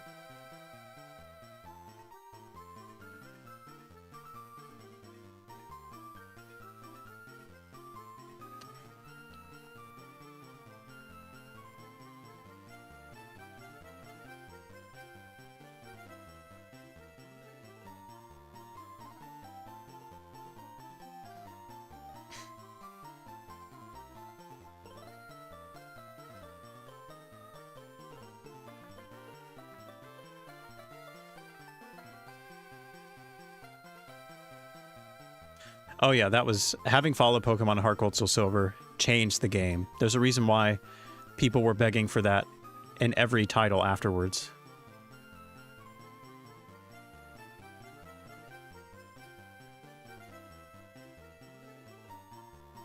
That's pretty cool, Awkward. I had no idea.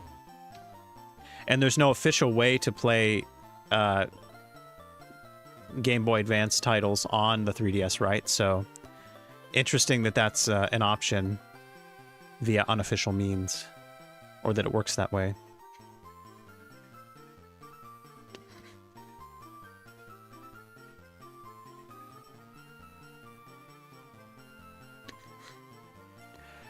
Oh, I have no idea what that is. Ambassador program.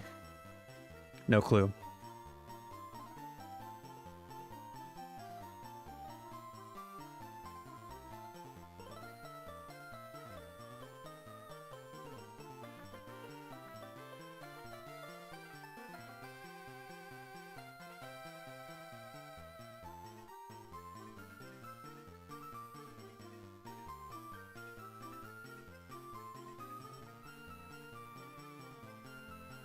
Any game?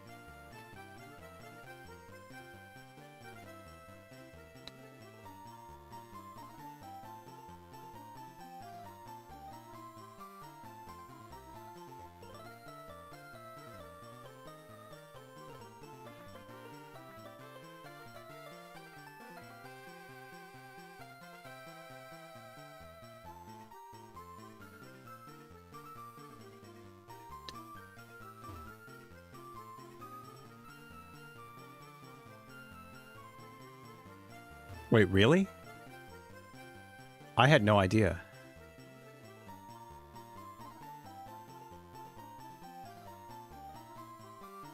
That is wild. So, like, certain people got a 3DS that could play Game Boy Advance games, but only, like, specific games, I'm assuming. Not every game, right? That would be nuts. I mean, that is nuts already. But I'd never heard of such a thing.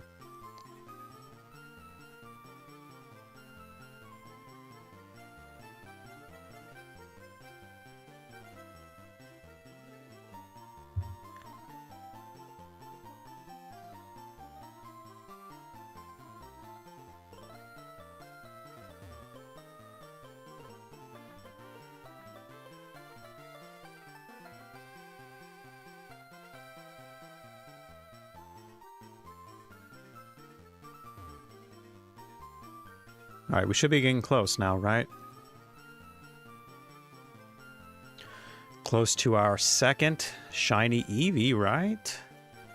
That's what this is going to be.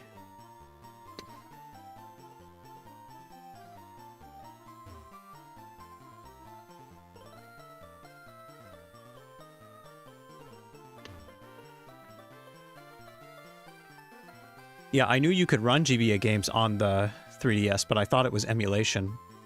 Or, like a third-party emulation, not something that was in the 3DS's hardware that could do that.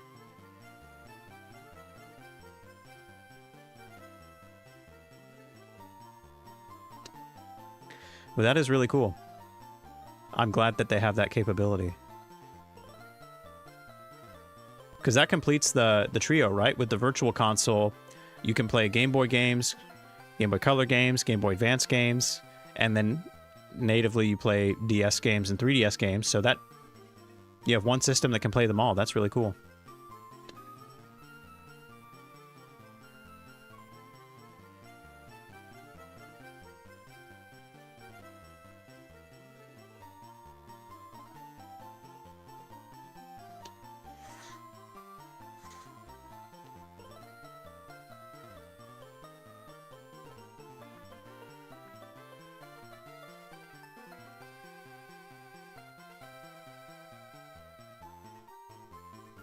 Okay, Eevee, show yourself.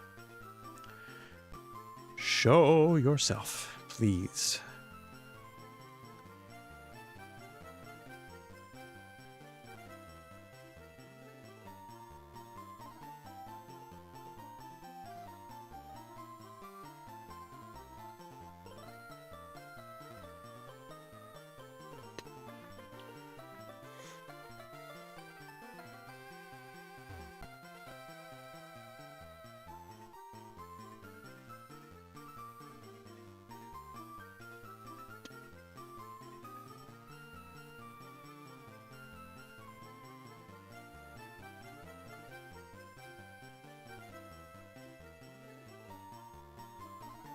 I gotta be close, right?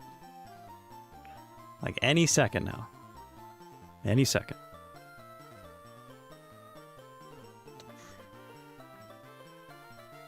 Come on, Eevee. Come on, old girl.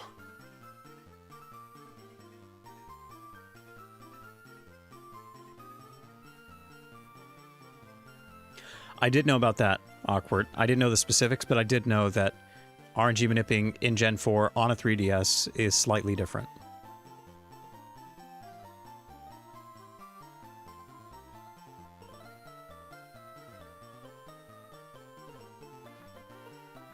Ooh.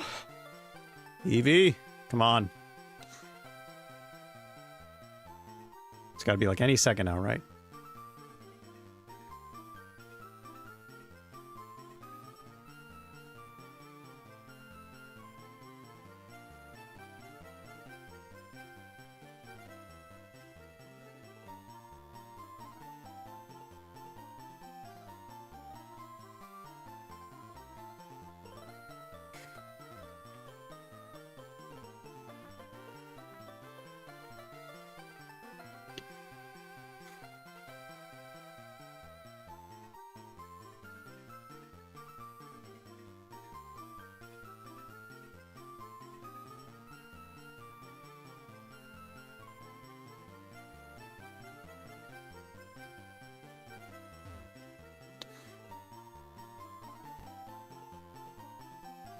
Sure, it's the same principles, so no easier or harder, but it's just you have to take that into consideration with the calibration. I hear you. All right, come on, please, please, please, please. Ah, no, damn it. Ah, that sucks. Okay, well, I do have a pretty quick way of identifying this, I think. Just by the nature itself, if I look in here and I uncheck, hold on, let me just do this. Nature, hasty. I do that. and the gender IVs are open, and I make this 1246. I look at my options around my target. What was it? 1470. So I hit 2 frames early? What? That's ridiculous. 2 frames early? Really? Because that's almost certainly what I hit right there. So that is unfortunate. Maybe I will calibrate by 1 for the future. Say I hit 1469. Yeah, 1469. Okay. So that's my new calibration. But yeah, I think that's going to be it for today. We got 2 shiny eggs, although we had a head start on Lickitung, of course. But I'm really close to this Eevee. I'm really close. Would not be surprised if early next stream I'll get it. Speaking of which, I'm probably going to come back Sunday, is my hope. So look out for me Sunday at a certain time. I don't know exactly when. Maybe in the afternoon, Eastern. But yeah, we are very close to finishing this Eevee and hopefully the other Eevee soon after that. And then the rest of the eggs are going to be a lot faster to hatch, which is going to be a huge quality of life improvement. Still something going on with the IVs. Maybe I have the wrong IVs for the Eevee as well. It's possible. But I was able to figure it out, and I'm sure that I'll be able to navigate that regardless. So anyway, thank you all for stopping by. It's been fun, and we are slowly but surely making our way through these eggs. Hopefully, I'll continue to be semi-efficient, and we will get these done soon, but only time will tell. So have a good rest of your week, and I'll hopefully see you Sunday. So farewell.